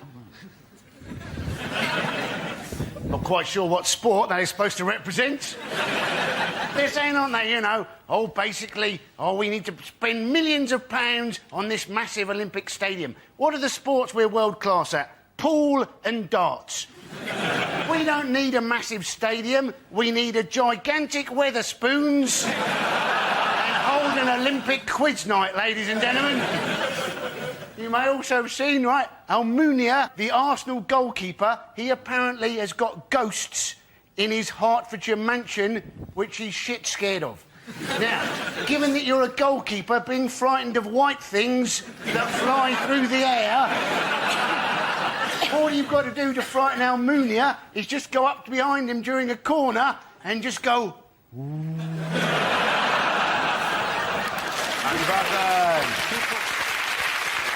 Hey, Michael, let's see what you've been left with. Let's spin the wheel. And it's telecommunications. From the past. What did I say? Well, yes, phone calls, of course, you phone people who you know. This is the idea. You phone people because you need to phone them, but sometimes you speak to people you don't know, and you will have the wrong number conversation, something we all enjoy maybe 2 or 3 times a year. One of you thinks it's the right number. So you're phoning somebody who you think you know, because you don't dial numbers at random. This isn't how the system works. You don't just pick up the phone and dial the digits and go, oh, I hope it's Dave. That's not how it works, OK? It isn't Dave. I'll try again. That's not how it works. What happens is that you dial the number. Say, for example, you're calling Sue. You might have spoken to Sue earlier in the day. It might be one of those, I'll call you right back, Sue. And then the number rings, it gets picked up, hello! But you still go, Sue? Even though you're 99.9% sure that can't be Sue, you think, Sue's the only name I have. I'm going to run with Sue on this. On the off chance they go, it is Sue. Something terrible has happened to me since you called me. Thank God you phoned!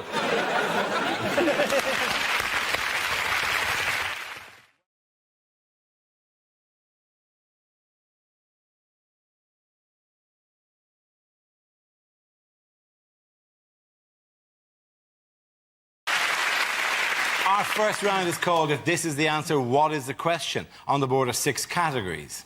Stephen, which category would you like? The economy. OK, the economy it is. The answer is £100 a day. What is the question? Can I just say I'm very excited to be here, by the way, and if things don't go too well, I will be playing the race card.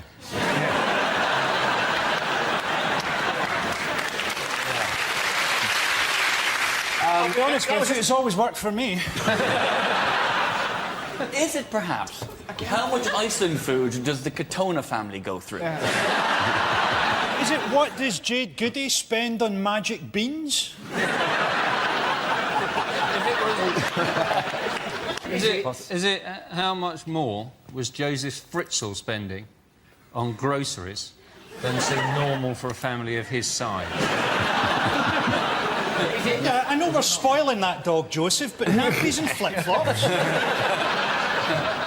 Is it how much does Max Mosley spend on plasters? Did you read about that? Spanked for 5 hours. It'd be horrific. I hate it when I stub my toe. Yeah, but you don't stub your toe with your arse. Is it how much could you earn if you answered this ad? Work from home, must be gullible, no skills required. Is it how much is Brooklyn Beckham's pocket money? Is it how much would I pay somebody to dress up as a lion, go to IKEA and hide in a cupboard?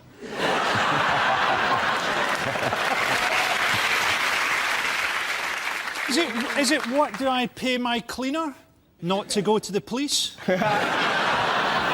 Is it David Blunkett's swear box as he hangs pictures? OK, so I get he'd missed the nail because he's blind. Why is he hanging pictures? He's blind.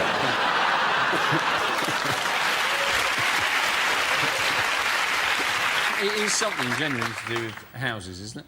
It is something to do with houses, yes. What's the average house price going down by? That is exactly right. Well done, Frankie Boyle. There you go. I would like home news, please, Dara. Home news it is. The answer is 1 year. What is the question? What would be an appropriate prison sentence for people who use the phrase hollybobs? Not the answer, but I'll take it. Is it how long the BBC have left now they've lost Bake Off? And the clock is already ticking. Yeah. Is it in a Wetherspoon's kitchen? What is the chef's equivalent of the 5-second rule?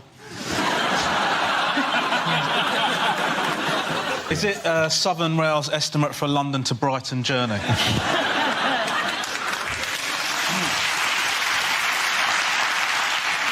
Do people kiss goodbye to their children at a Southern Rail station and go, you look after your mum? How long does it take to earn £100 if you work at Sports Direct? How long does it take a YouTube clip to buffer at my parents' house? Is it... How long would Charles Manson have gotten in prison if he'd been a promising swimmer? Yeah. Bit of politics there. How long does Jeremy Hunt want junior doctors to work per week?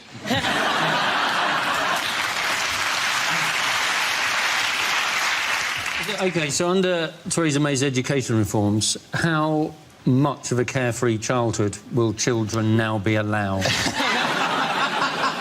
Is it how long would it take to rewatch all of Dara's TV appearances from the last month? Thank you very much. If I make a joke about ISIS in the queue, how long will it take me to get through airport security? OK, is that the correct answer?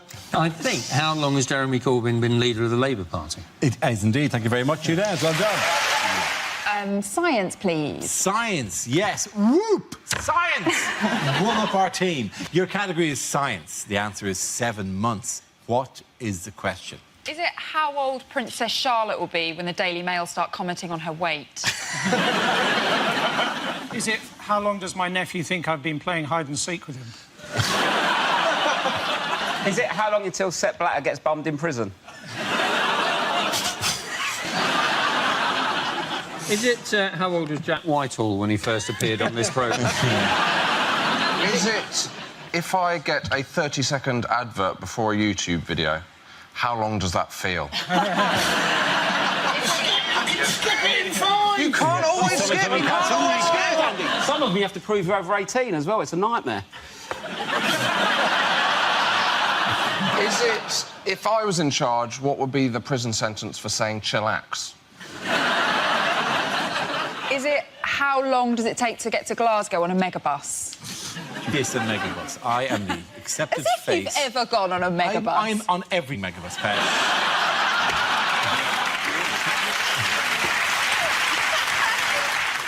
Is it how long it takes Dara to start a sentence? What's this? What are you going, Britain's Got Talent now? Is that what you're doing? God, you really haven't got over that Britain's Got Talent thing. You brought it up out of nowhere 2 weeks in a row, Dara. I will continue to until I hunt that man down and kill him. It wasn't the fact that he did it. It was the fact that it was a snippet that they chose in all the acts. They said, oh, they'd like 1 second from each act. And his was just him going, and a number underneath. 9888999. I know, but... There's more to me than that. Is there? No. Seemingly not. Is it to avoid suspicion, how long is Mo Farah planning to run his next 10,000 metres in?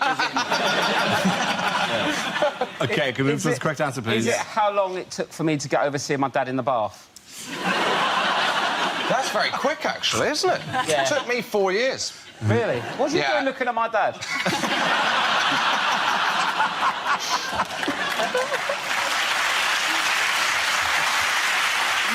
Surely more the question is, what was your dad doing in his bath? Friday night's Friday night. It's to do with that thing on the comet. That thing... That's your correct answer. It's to do with that thing on the comet. I can't believe that this is the right answer. Oh, my God. Go on.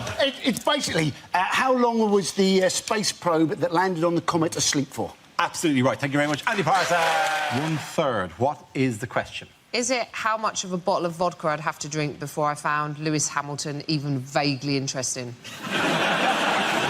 Is it how many of this week's news stories lend themselves to comedy? It's been that kind of 3 weeks, really, hasn't it, Andy? Yes. Is it how much of Greece can you buy for £1?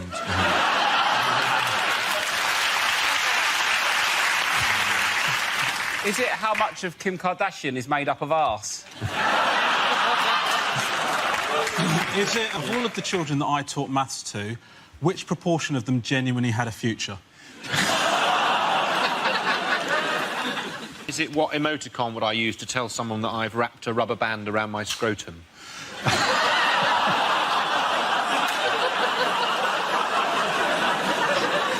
Is it what I'm always missing from a threesome?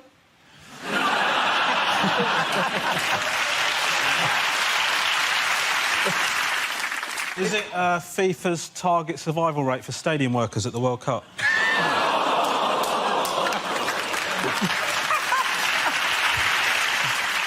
Is it, according to legend, how much of you is your head? Yes. Should be noted. I'll tell you what it could be, answer. What proportion of that team have I seen completely butt naked?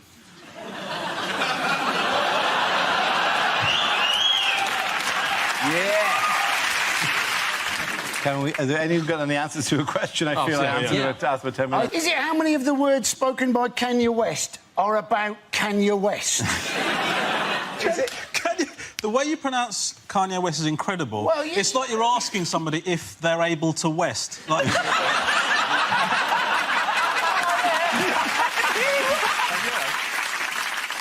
Is it think of a fraction that rhymes with the word bird? Think of a fraction that rhymes with the word herd? No. Is it think of a fraction that rhymes with the word interred? No. Is it think of a fraction that sounds funny if you say it with an Irish accent? Yeah, that's exactly what I was waiting for you to do. Yes. Think of a fraction that I say is 1/3. What a funny country.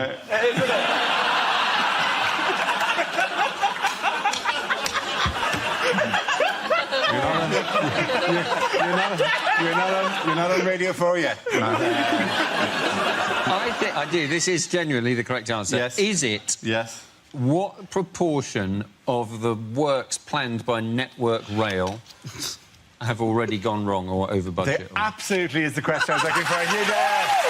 I wouldn't have got that, mate. The answer is yoga, sushi and ice. What is the question?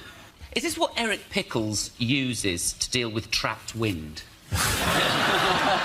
Is it what would the three wise men have brought Jesus if he was born in Notting Hill? You think your Chinese tattoo says keep the faith. What does it actually mean? Is it, in fact, just what does Madonna smell of? Is it 16 years from now, what will my son tell me when I ask him what A-levels he's doing? Is it name 3 things Nigella won't be asking Charles Saatchi to pay for anymore? Is it Pingu's Rider? He does nothing. I'm doing nothing until I get more sushi in here. What is the strapline to the hit Japanese television programme, The Loose-Limbed Fish Eaters of the Arctic?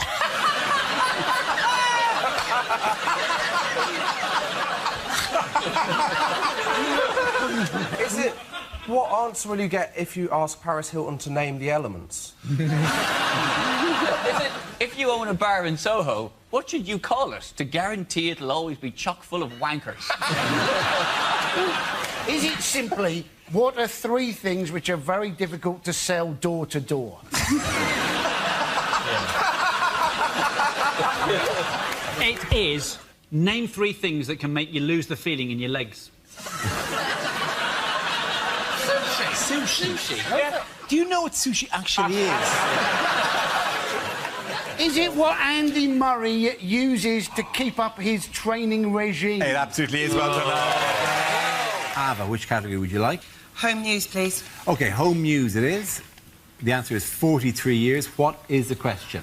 How long does it take to repay a £10 loan from Wonga.com? Is it... what's the life expectancy of someone who works at Greggs? Is it what is the average Silverstone lap time for a Formula 1 car on Pirelli tyres?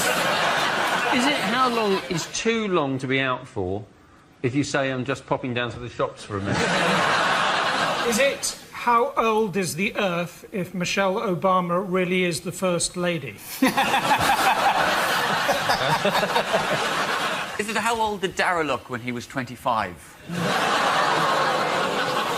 No, you laughed first. Oh, that's You can't pretend sympathy when you laughed first.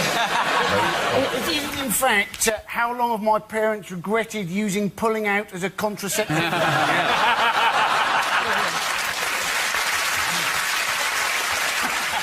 How long will Julian Assange be living in an embassy before he finally goes, do you know what, I should have just gone to jail? Is it, if Ed Miliband remains leader, how long will it take before Labour get back into power? What is the MILF age of consent?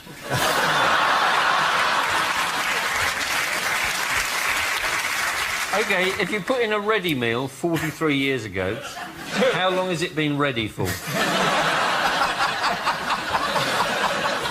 Can I have the correct answer, please? Can I have the correct answer? Is that not the correct answer? No, it's not the correct answer. Nor have any of you even attempted to do the correct answer. It's in how many years will Brazil be ready to host the 2014 World Cup? Genuinely... Genuine proper answer All right. is how long can Gerard Depardieu balance a spoon on his nose?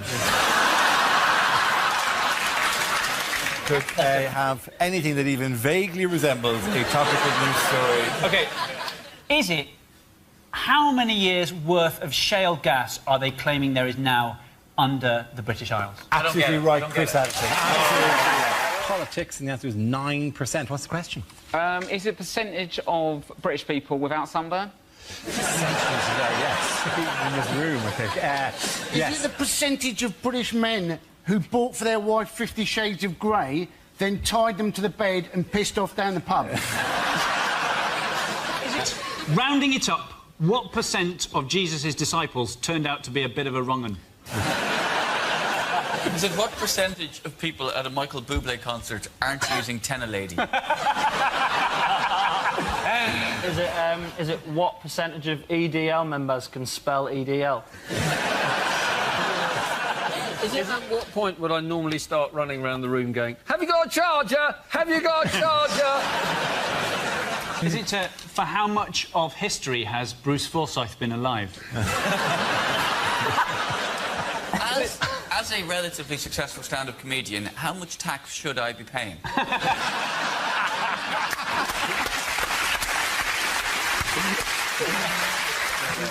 Is it the percentage of Talisa's phone book she didn't have to delete in custody?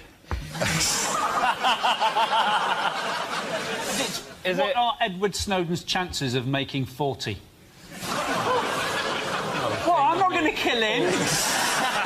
Are you sure you weren't initiating the murder of Edward Snowden? Unless this is a sleeper cell that I really hadn't known about. You've operating since 2000. You definitely offered me £100 backstage to kill Edward Snowden. It definitely happened. To be honest, you're a Geordie. You'll do anything for £100. What proportion of the UK electorate think UKIP is in fact a sleeping tablet? OK. OK. I know I say these words a lot. The real answer is... I need to use words. What gradient of hill makes Chris Froome go, that's a piece of piss? How many Glastonbury Festival goers are still chilling out in front of the pyramid stage? Is it how much of the show will be over by the time you get the correct answers to the What percentage of this panel will still be alive when Dave show the final repeat of this episode? Amen, brother. I would like to... OK. Sorry, genuinely, the correct answer you can, please. Genuinely, yes. What percentage of people actually can't believe it's not butter?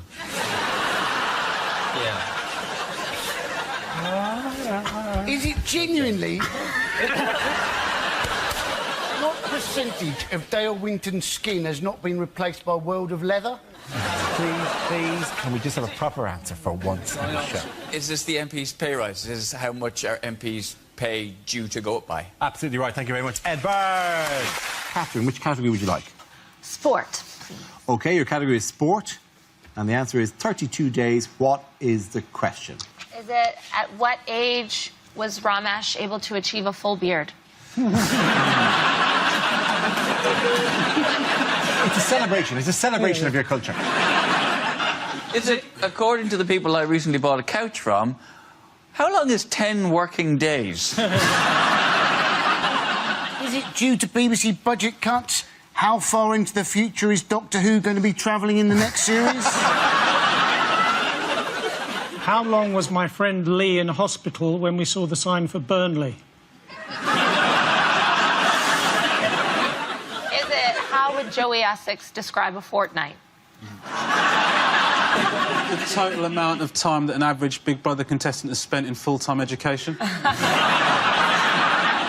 How long does it take the Elephant Man to exfoliate? Oh, what? Yeah. Too soon? Yeah. According to his tax return, how many days did Gary Barlow work last year? Is it the number of days before One Direction can safely give a urine sample? Can you think of a rhyme for songs of praise? They're really getting I think I've actually genuinely lost my mind. OK, can we need to move towards the correct answer if we can, please? What length of menstrual cycle would keep you permanently nervous? Is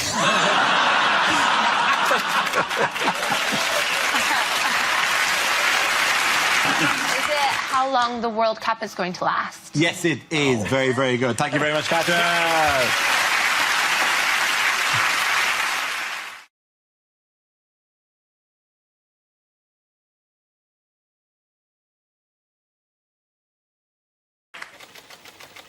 And the topic is relationships. Who wants to come into that? Russell. Britain, I have sexual advice for you. That's right. When I was 18, I used food in the bedroom. Now, don't ever do it. It didn't go well, right? I used Rolo yogurt. And rather than tell... Yeah, exactly, right? Rather than tell my then-girlfriend what I had planned, I pretty much waited for her like some hideous yogurt goblin, right? Now, I doubt there's anything more terrifying than coming home to find me naked, holding yogurt, going, yeah, right? And I panicked, and rather than putting a little bit on, I pretty much basted her, right? By the time I'd finished, she looked a bit like Morph. You're sat there. I created an angry meal. You don't know where to start licking. You don't want to lick randomly, then she looks like she's got an illness. So, I did foot up to knee. That took me an hour. And hours, I was just... She looked like an angry gingerbread lady who'd had her leg dipped in Tippex, right? It didn't end there. I was I can't help you. The door opened, one of my dogs ran in and started licking the other leg. Never use food in the bedroom. Thank you very much, Russell Howard. So that leaves us with Stuart. Let's have a look at the last topic then. And the topic is family. Stuart. Before I rock the microphone, I want to I want to dedicate my performance to my father, who was a roofer. So, Dad, if you're up there.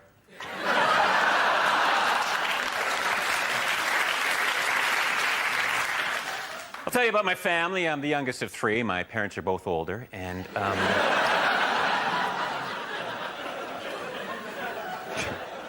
have mixed-race parents. My father prefers the 100 meters, and my mother's Pakistani.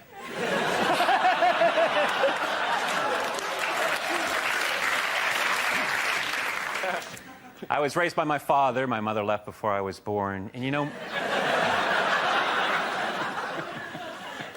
I like being raised by my father. He's schizophrenic, but he's good people. I remember one summer I was 5 and he was Mussolini. Went to the park that day. I love parks. Standing in the park today wondering, why does a Frisbee appear larger the closer it gets? And then it hit me. My uncle's a hypnotist who has never inappropriately touched me.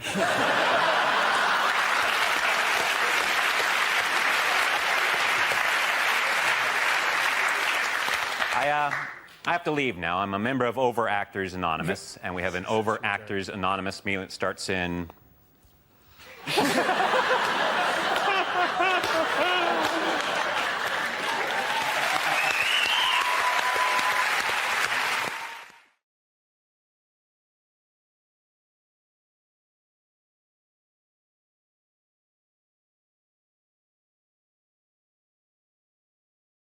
OK, the next topic is things you wouldn't hear on a science documentary. The dinosaurs were wiped out by a giant asteroid. Silly them for all standing in the same place.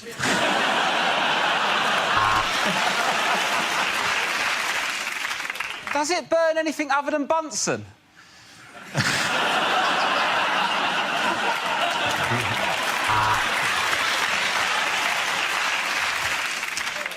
He named the star after himself, and now we find ourselves looking at Arthur Cockmonster III. So, it glows in the dark and it has a half-life of 1,000 years. Frankly, I've never done a poo like it. On today's show, we'll be talking about the Jurassic period, where only dinosaurs and Bruce Forsyth roam the Earth. He's old, isn't he?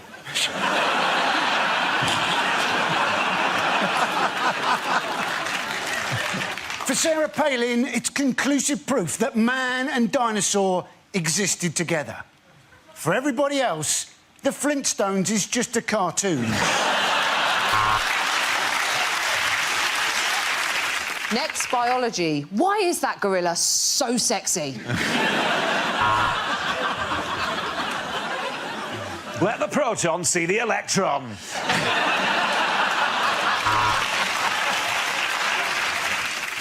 Scientists in Loughborough found the formula to make the perfect cup of tea, which is quite controversial as the grant was for AIDS research.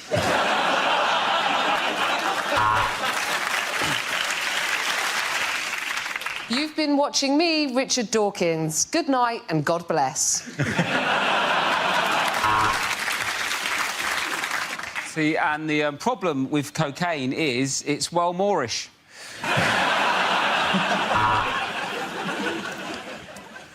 Well, we could ask a proper scientist about this, or we could ask Dara O'Brien.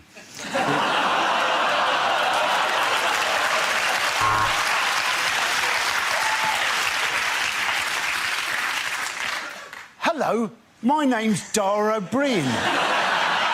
And to try and bring science to the masses, I'm going to appear in a programme with Stephen Hawking wearing a ridiculous hat.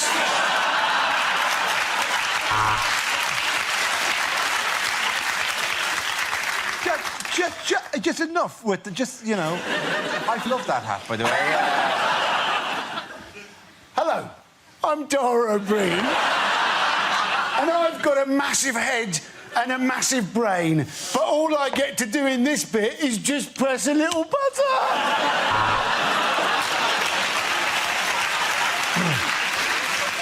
Mr. O'Brien, I award you a PhD. Phenomenal head, Dara.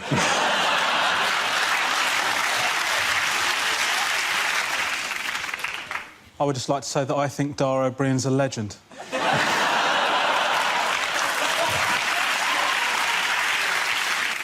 I work with Dara O'Brien. And today, my experiment is to turn this joke into a P45. OK, well done, Dylan. Points got a roll at you and Miles.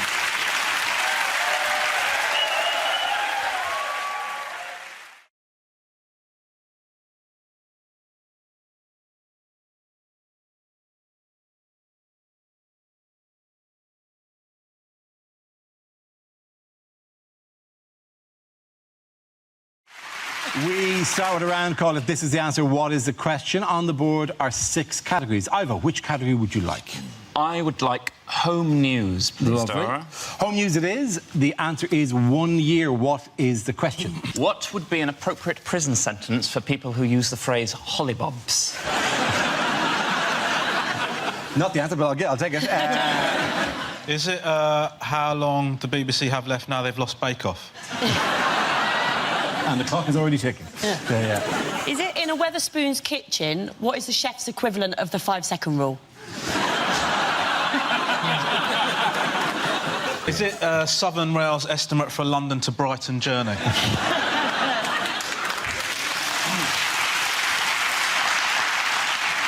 Do people kiss goodbye to their children at a Southern Rail station and go, you look after your mum? How long does it take to earn £100 if you work at Sports Direct? How long does it take a YouTube clip to buffer at my parents' house? How long would Charles Manson have gotten in prison if he'd been a promising swimmer? Yeah. Bit of truth. Bit of politics How long does Jeremy Hunt want junior doctors to work per week?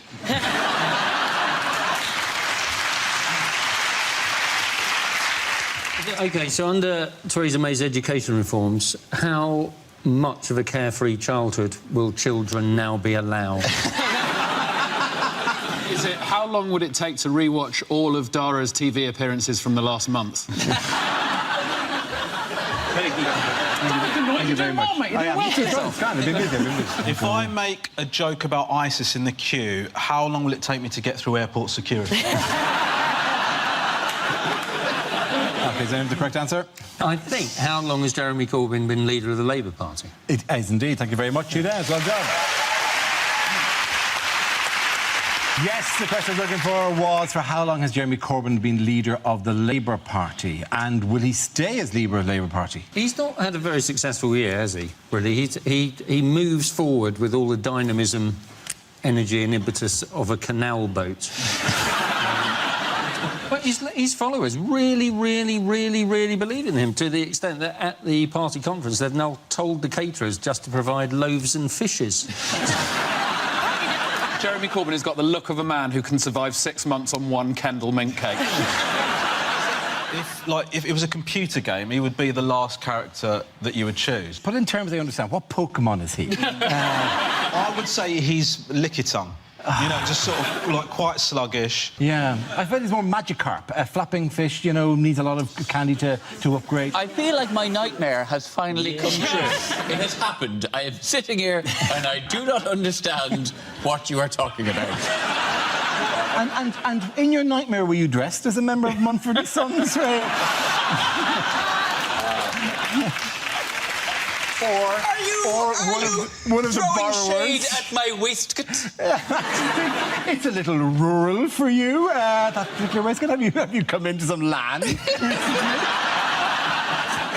Neither he or his challenger for the party leadership, Owen Smith, would make very good X-Men. Corbyn's superpower would be sitting in a corridor even though there are seats available. And Owen Smith's superpower would be if he walks into a room, no one knows who he is. Because Owen Smith, he looks like God's tried to make the most boring-looking man he can, and halfway through he got bored.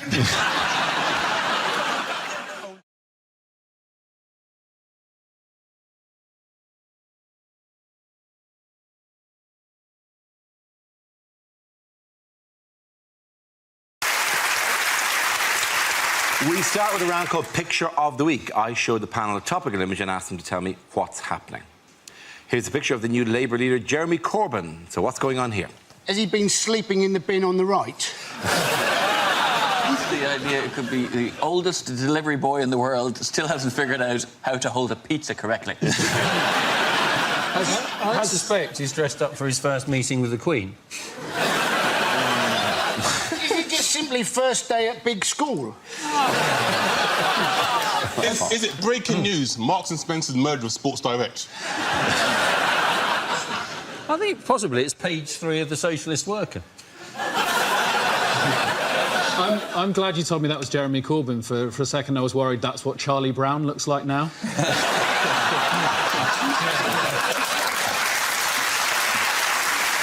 And that folder actually contains Snoopy's ashes. Too much now. Please. Snoopy's long dead. I think it's 66-year-old legend still got it going on. I reckon the owners of number 48 are probably very proud to be able to show off their garden like that. It was a Tuesday! It was a Tuesday! The bigs were collected on a Tuesday! I bet they're more surprised than anyone that one of their gnomes just came to life and walked off.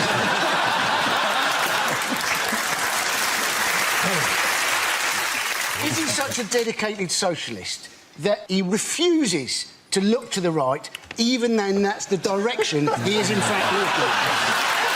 Yeah. Are you saying that? Well, ultimately, I'm sorry, you were all born bad t-shirts and shorts. It's just socks with the trainers is the only genuinely offensive thing there. Yeah. And not using cocoa butter. And not using cocoa butter. Yeah, he's a 66-year-old man. I think so. There's no age restriction on cocoa butter.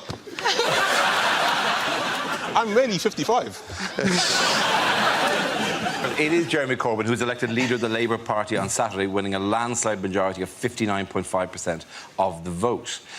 So, how are we doing? The new era under Corbyn? It's exciting. It's really exciting. I'm so happy, and I'm not going to let you guys ruin it for me. I'm not going to. And that's reasonable, isn't it? Because, I mean, there's nothing weird about Jeremy Corbyn at all, is it? I mean, it's right there, isn't it? Because in an era of identikit politicians, it is about time we had a leader of a major party who looks like he should be advertising canal boat holidays. No, I'm not surprised that he won. I'm just surprised that he won by like, such a large majority. Like, he got so many votes, like, even the organisers of the Qatar World Cup were going, how the hell do you do that?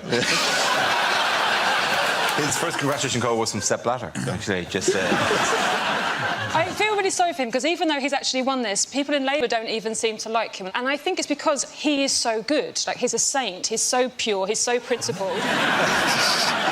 He collects pictures of drain covers. OK, is that a thing? He is the nerd of the nerds. And obviously he's not the only MP who's got a large collection of pictures of manholes, but he...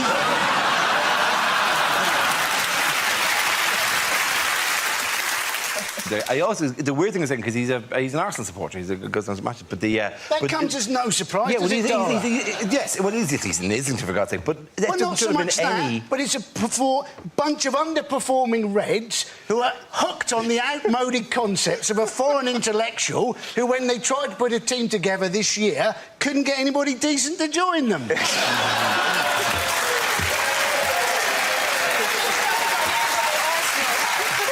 That is some weapons-grade analogy there. No, it's I mean, how did Cameron react? Do you see the Cameron's reaction to it? Security is the key word. There's a lot about security. He sent out this tweet. In fact, no one sent out this exact tweet, but Cameron said the Labour Party is now a threat to our national security, our economic security, and your family's security. Not my family. My family are fine. We live in a big house with 2 policemen outside the front. But your family, where are they now? Do you think that for a second? Look around. Can you see them? No, I can't see them either. He's climbed in the window and stolen them. That's what he's doing. Your family are gone, my friend, and I have a unique set of skills to return my family, or I will... whatever Liam Neeson does. You see that tweet, and then you see a picture of Jeremy Corbyn, supposedly the most dangerous man in Britain. This is the man who's a 66-year-old beige pensioner who's a pacifist vegan cyclist. The most dangerous man in Britain. He's in trouble if there's a lorry turning left and he hasn't had his B12 supplement. Do you think the subtext is that the Labour Party is now a threat to our national security, economic security and your family's security because now they've become completely unelectable? We Tories are going to go hog wild on this country! It feels like Cameron's got the Labour Party mixed up with the bad guys from Transformers. Who are the bad guys in Transformers? The Decepticons. Hey.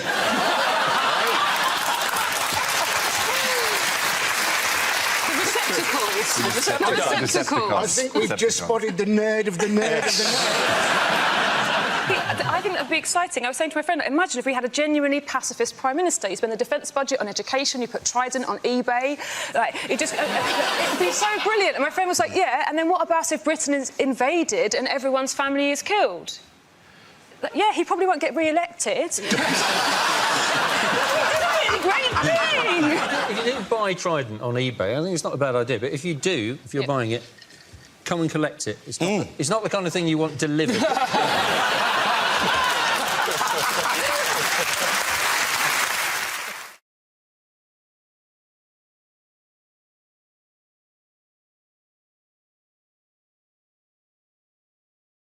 Our next topic is unlikely things to hear on a breakfast show. If the woman I picked up last night is watching, help yourself to cereal, but get out of the flat by the time I get home. And now it's time for Thought for the Day. That was a good one. You're listening to Six Music. Yes, you. Just you. Welcome to Travel Report. We've got a text here from Dave on the M5 who says, ha ha ha, every morning you leave for work, I pop round and shag your wife. So if you're trying to get in via Junction 2, stop it. It's against nature, and the Bible says no.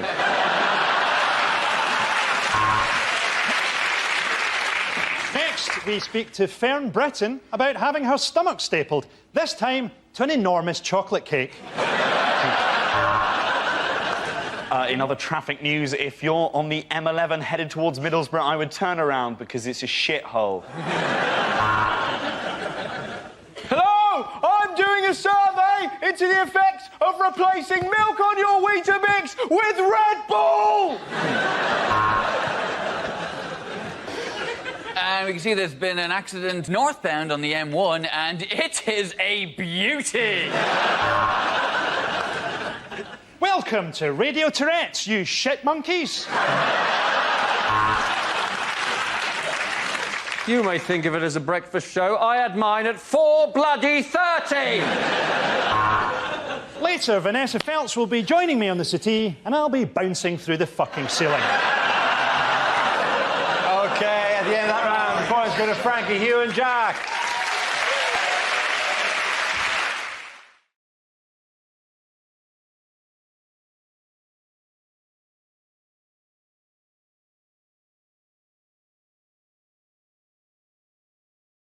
The next topic is bad ways for Gordon Brown to address the nation. You can take our lives, but you'll never take our freedom. This isn't my sporran. It's Hazel Blair's asking for a promotion.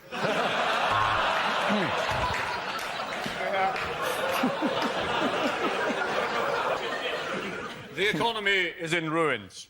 I blame the previous Chancellor. You thought Tony Blair was a Watch this.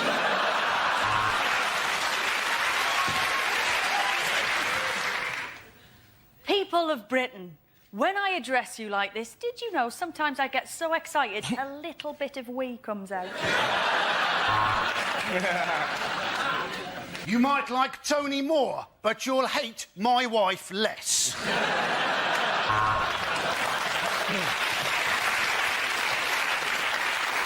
In these troubled times between our nations, I feel I need to reach out to President Putin and say, I have shagged your mother.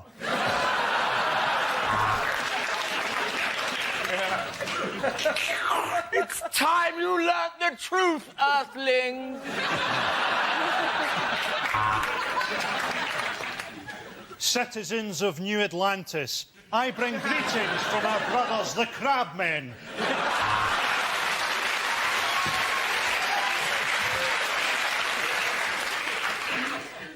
No.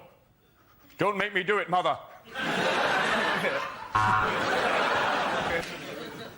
I'm G to the B, and this is how I roll. You got beef with me, you kiss my A-double-S hole. OK,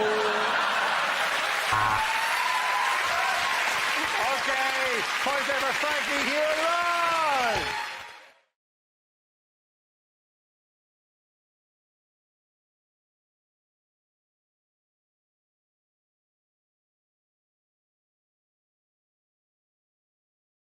We play a round called Mock Up Your Daughters. This game involves Sarah, John, Chris and Andy, so if you could make your way to the performance area, please.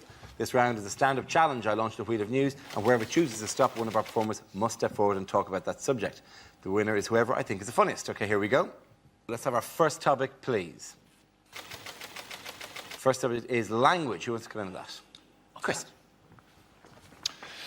Language, apparently, was developed by humans to help them during hunting. That's what people will tell you. I don't buy that. I think language is more likely to have developed spontaneously, probably between a cave couple who were just furious with each other, incandescent with rage, but completely incapable of expressing their emotion, just standing opposite each other in the cave mouth going...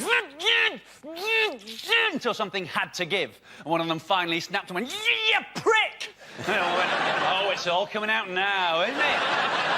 Never clean this cave up. This place is a tip." "Well, why didn't you say something before?" "Well, I couldn't, could I?" "You're a pig, you are. My mother warned me about you." "Oh, really? How?"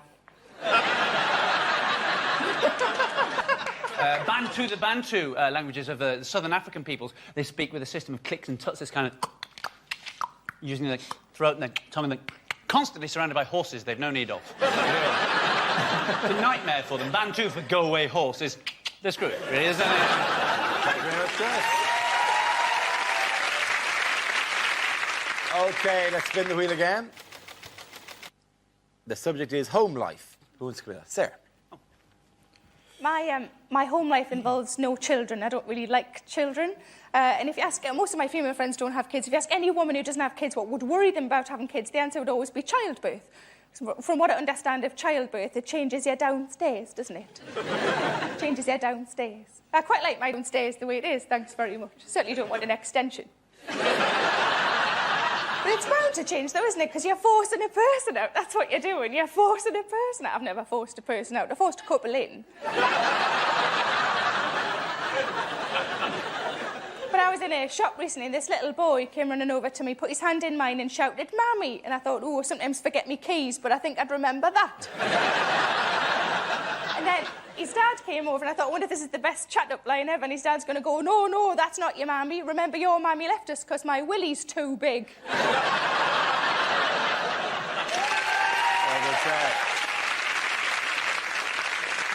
OK, that leaves with Andy and John. The next topic, please. The topic is politics. Who wants to come in on that?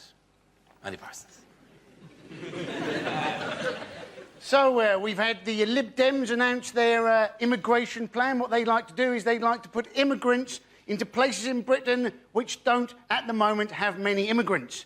Quite what those parts of Britain will feel about that policy. I grew up for quite a long time in Cornwall, and there they regarded anybody who came from Devon as an immigrant. We had one bloke on our street who was known as the Traveller because he'd once been by train up to London. And we have a new president for Europe, a man by the name of Herman Van Rompuy. Now, the Sun can't wait to get a headline going on this one. Rumpy Pumpy, Rumpy Numpty, Humpty Rumpy. They'll go for gold if he gets involved in an affair with a one-legged ugly dwarf. Rumpy Pumpy from Rumpy Numpty with Frumpy Stumpy Grumpy. Well done, Andy Parsons. OK, John, let's see what you've been left with. The topic is fitness. I think as a country we all know that we're not as fit as we used to be. We still sell a lot of sports clothing, though. I'm from Liverpool. If you ever go to Liverpool and you look around at the number of people in tracksuits, you'll think you're in an Olympic village. The reality is you've only got to see the size of the tracksuits to know that you're not in an Olympic village. And the problem is when you invest in some sport and clothes, you feel you've got to do something with them. I bought a brand new pair of running shoes, a brand new pair of shoes that I thought I'll have to do something. One of my mates said, "Why don't you join us? A few of us are doing a 10K race." Never run a 10K before, and when you enter, you've got to put an estimated finish time. I didn't know what to put down. I phoned my mate Sam up. I said, "What shall I put down?" He said, "Oh, put 22 minutes. I thought that seems optimistic. I'll put 24 minutes. I sent the form in. I turned up on the day of the 10K race. I turned up with my mates. I was stood there with an orange number. All my mates had blue numbers. The steward came up to me. He said, "What are you doing here?" I said, "Well, I was thinking of running the race." He said, "No, what are you doing back here with all the blue numbers?" I said, "Why?" He said, "Well, you're an orange number." I said, "So what?" He said, "Well, if you're an orange number, that means you're an elite athlete." He took me to the front. It was me and 3 Kenyans.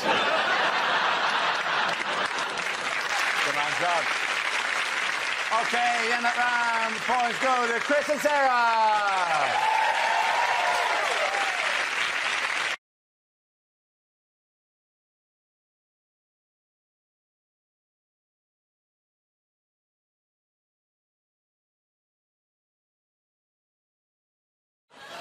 Why might we be hearing more of this sound? Because it's the summer.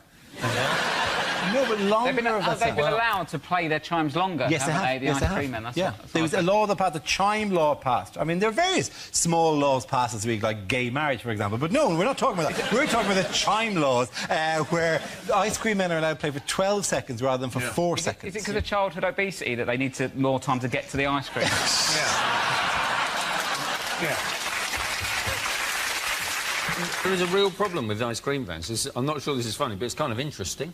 OK. Which is that it's all based on a national consultation they had about the future of ice cream vans. And do you know how many responses they got to the national consultation? 99. Tell me it was 99.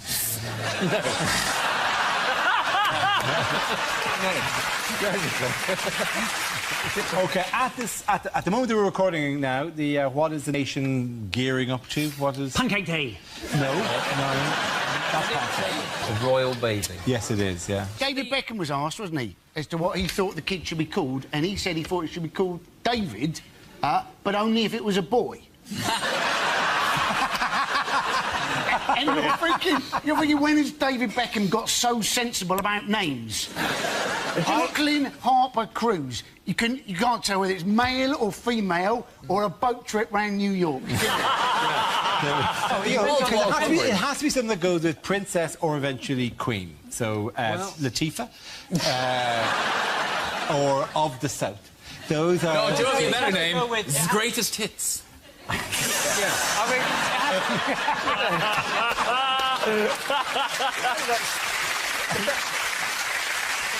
What name they give the baby should depend on what they take as a surname. So if they're going to go with Windsor, if it's a girl, Barbara, if it's a boy, Legoland, and if they're going with Cambridge, either way, Travelodge.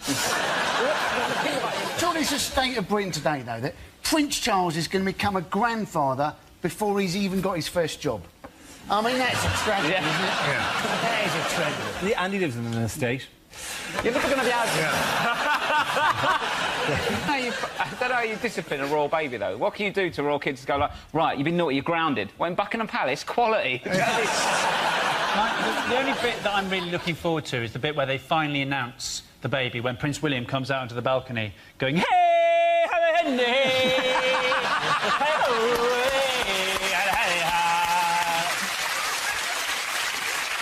A man with children. Just see a bunch of giraffes on the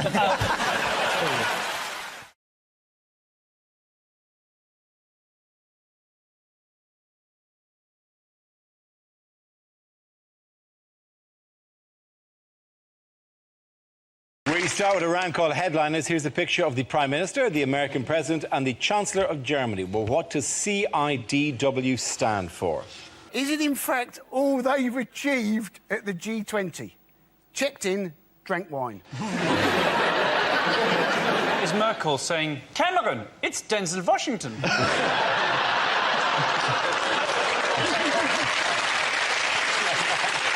She presumably is suggesting an answer to the crisis, isn't she? She's saying, call in Darth Vader.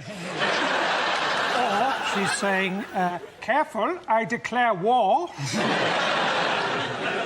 Is it, in fact, Cameron interrupts Dirty Weekend?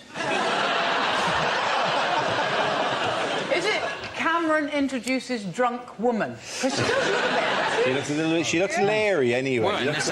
I reckon it's Merkel's going to the vending machine to get some snacks, so she's checking the order. She's going, is it crunchy, ice cream, Diet Coke, what's it? Is it David Cameron saying, children, damn, where?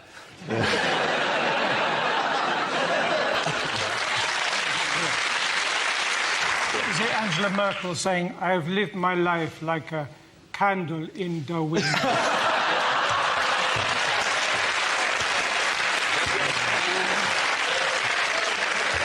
I've heard a lot of bad things about Men in Black 3, but it looks pretty good now they've cast Angela Lansbury in it. Can I get the correct answer, please? Is it Cameron issues dire warning? That's very good. Well done. Thank you very much, Joe.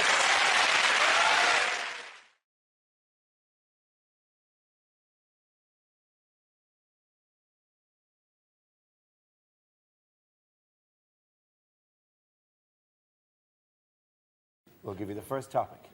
Here we are. Things you shouldn't say to the Queen on being given your honour. Hello, are you Lily Savage?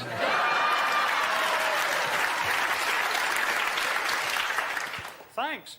You do know I'm not the Jimmy Savile. Look, you can tell me, 1 cough if you had her killed, 2 if you didn't. Really? Naughty Queen. Naughty Queen. Come near me with that sword and you're f***ing dead.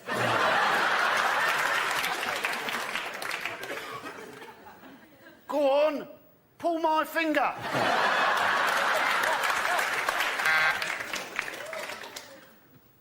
Ma'am, you have no idea how much pussy this is going to get me.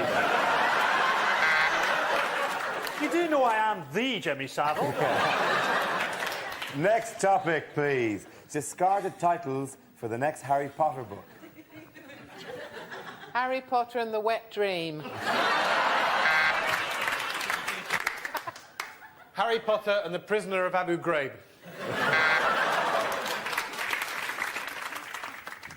Harry Potter in another book for children.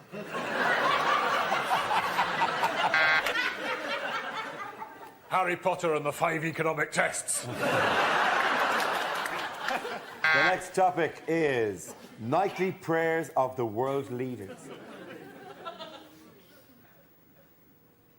Dear Lord, please watch over my presidency, watch over my people, my country, and I will repay you in blood and souls, almighty Satan.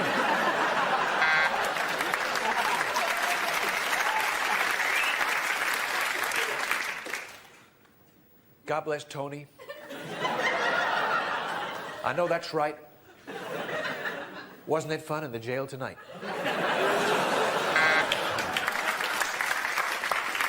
Next topic. Bad letters to receive 2 months late. You've only got a week to live.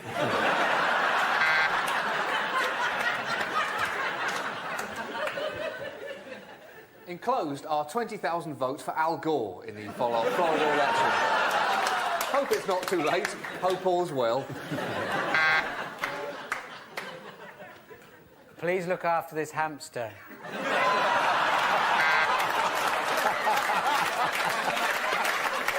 Things a new pope shouldn't say in his first public speech. YMCA. Very good.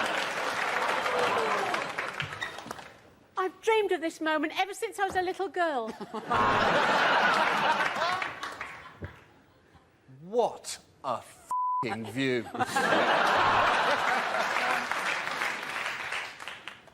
I'd like to thank my wife.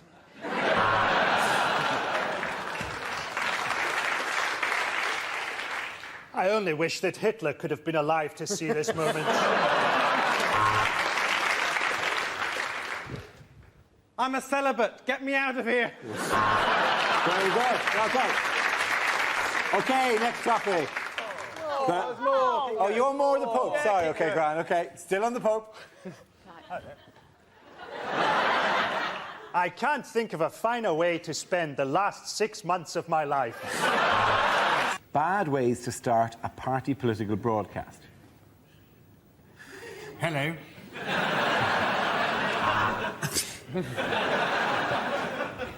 My fellow paedophiles. Hang on, I'll be with you in a minute. Guten Abend! As you'll know, the football is on the other channel. Well, I'm sorry to say that it is mostly the blacks. Hello, I'm John Prescott. Now, I expect you're wondering why I'm making... I think our policies are best expressed in song.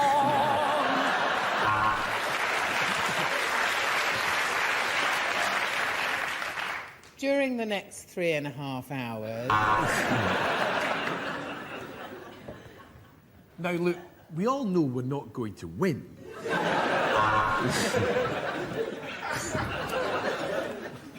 Death to the West.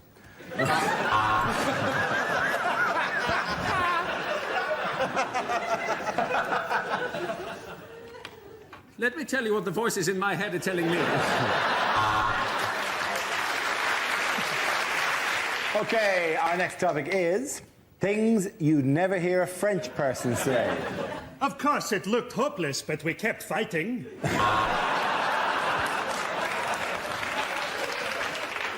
I'd like a bottle of Burgundy and a Dairy Lee Dunker, please.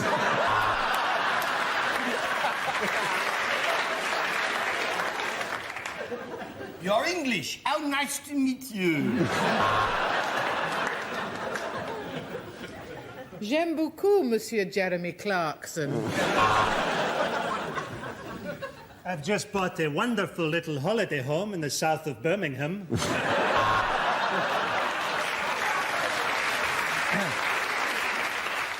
My favourite road? Well, that's got to be the A303. At night, in many ways, it's quicker than the M4 and you get to go past Stonehenge. If you're going London to the West Country, it's A303 for me every time.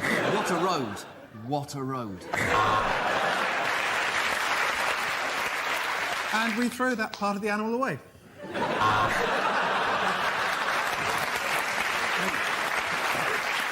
OK, our next topic is what the voices in Tony Blair's head are saying. You will obey! You will obey!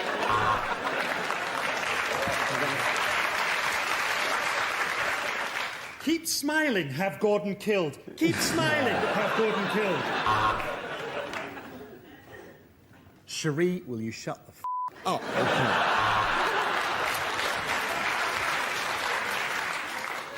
Oh, look, there's Cherie. That reminds me, I must post a letter.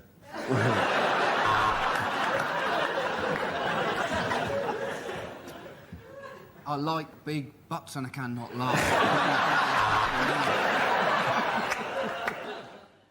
I wonder what John Prescott looks like in hot pants. Mustn't get a stiffy.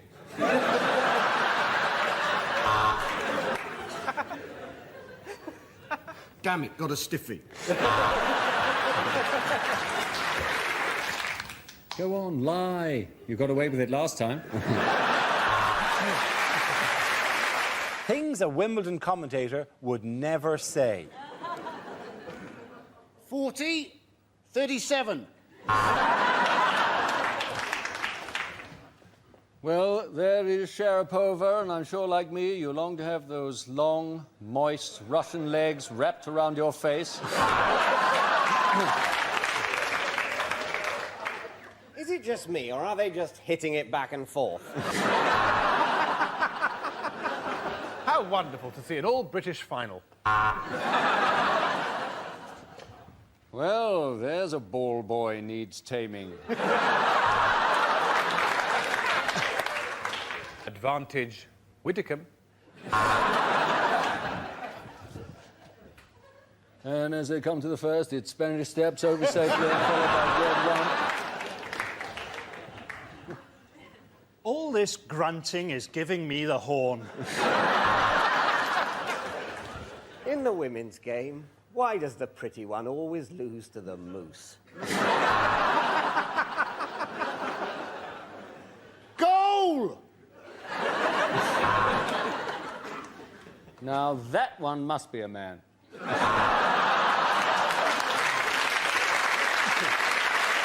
Next topic, please. TV shows that never made it to air. Hi, I'm Bill Oddie, and this is Badger Cull Live. Complicated financial fraud, she wrote. Terrorists say the funniest things. Yes, it's Who Wants to Be a Milliner? Police, camera, paperwork. Let's see if you can guess who it is in Lloyd Grossman's Through the Arsehole.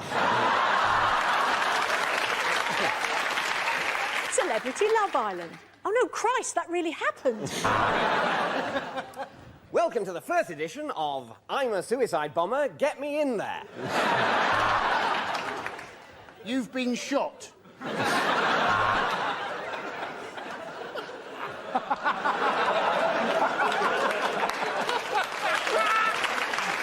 OK, next topic is unlikely lines for the Queen to include in her annual message. Some of my best friends are black. Have you been involved in an accident that wasn't your fault? Send a rebate or the corgi gets it. Aston Schneeselhunts, mein Gurpen Führer!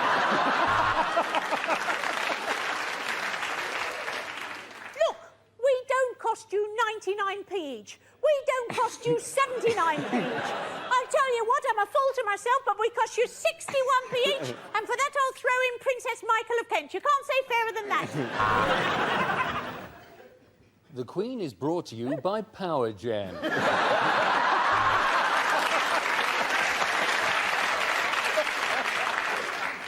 So there were these two nuns in the bath. Charles, you'll have to prise my crown out of my cold, dead hand. I'm a killer. Queen!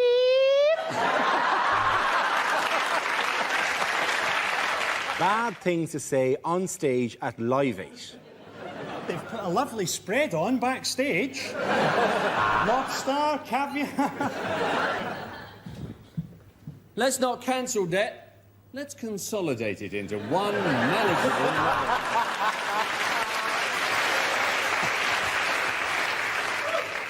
I'm Michael Howard, and this is my rap for Africa. Whinging Africans, eh? Hands up who finds fair trade bananas a little dear.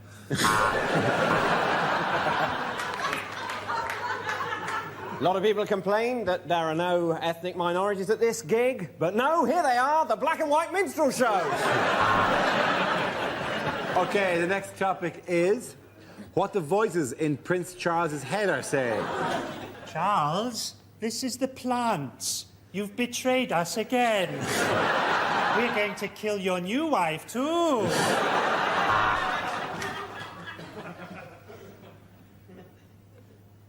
If I really am the father, why is he so stupid?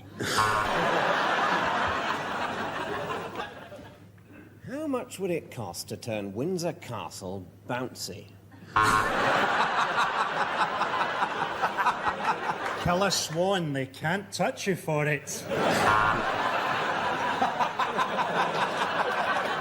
Nazi uniform. No, that was funny. So what if she's your mother? Just press the pillow over her face and count to 100. Very good. The next topic is inappropriate things to say on winning Wimbledon. Mr. Blair, this is for Iraq. 3 sets, no smell. That's palm olive. Thanks very much, but I've actually come here to talk to you about Jesus. That Nandrolone's great stuff, isn't it? This is fantastic. In some way, it compensates for my lost childhood, my dysfunctional family, and the fact I'm so stressed I haven't had a period for 7 years. To be honest, only one because I'm pissed. I'm delighted to, one, and put all the drug rumours behind me, and I'd just like to thank my husband for sticking with me. It's been everything. It's been amazing. Apart from the crowd, who are a bunch of arseholes, and I wish they'd stop trying to share in what is essentially my triumph. I just got a blowjob in the dressing room from a womble.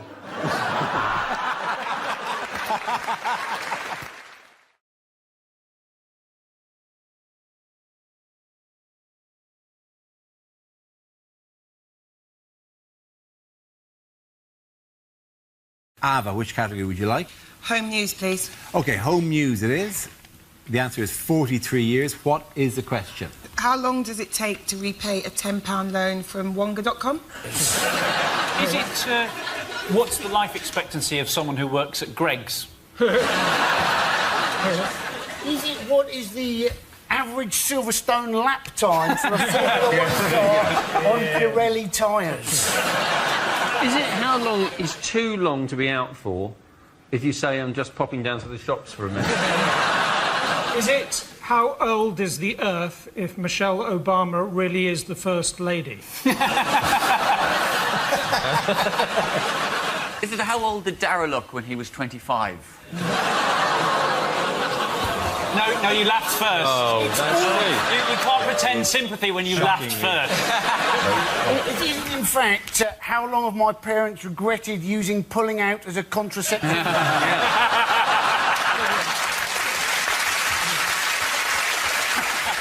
How long will Julian Assange be living in an embassy before he finally goes, do you know what, I should have just gone to jail? Is it if Ed Miliband remains leader, how long will it take before Labour get back into power?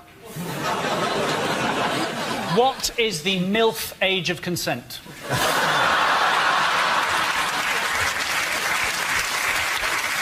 OK, if you put in a ready meal 43 years ago, how long has it been ready for? Can I have the correct answer, please? Can I have the correct Is that not the correct answer? No, it's not the correct answer. Nor have any of you even attempted to do the correct answer. It's in how many years will Brazil be ready to host the 2014 World Cup? Genuine proper answer is how long can Gerard Depardieu balance a spoon on his nose? Could I have anything that even vaguely resembles a topical news story? OK, is it how many years' worth of shale gas are they claiming there is now under the British Isles? Absolutely right, Chris Addison. Absolutely right.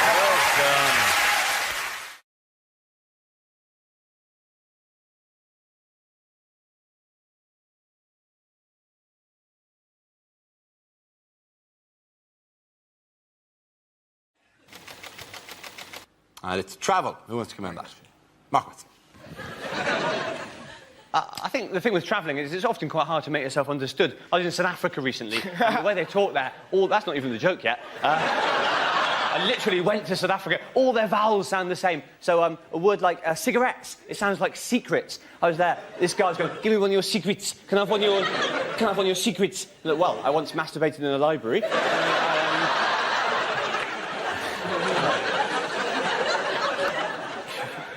But in a way, I do at least prefer it when it's me travelling. I get very nervous when people I know and love are travelling, like my wife. My wife is always in planes and stuff. I get very nervous in case something happens to her. I've even resorted to checking, you can track the flight on the website. So the other week, my wife was flying, and I was there following it on the website, and it says, in the air. I couldn't relax till it said, landed.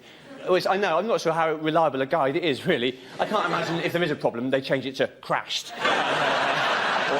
Turned into a fireball, frowny face.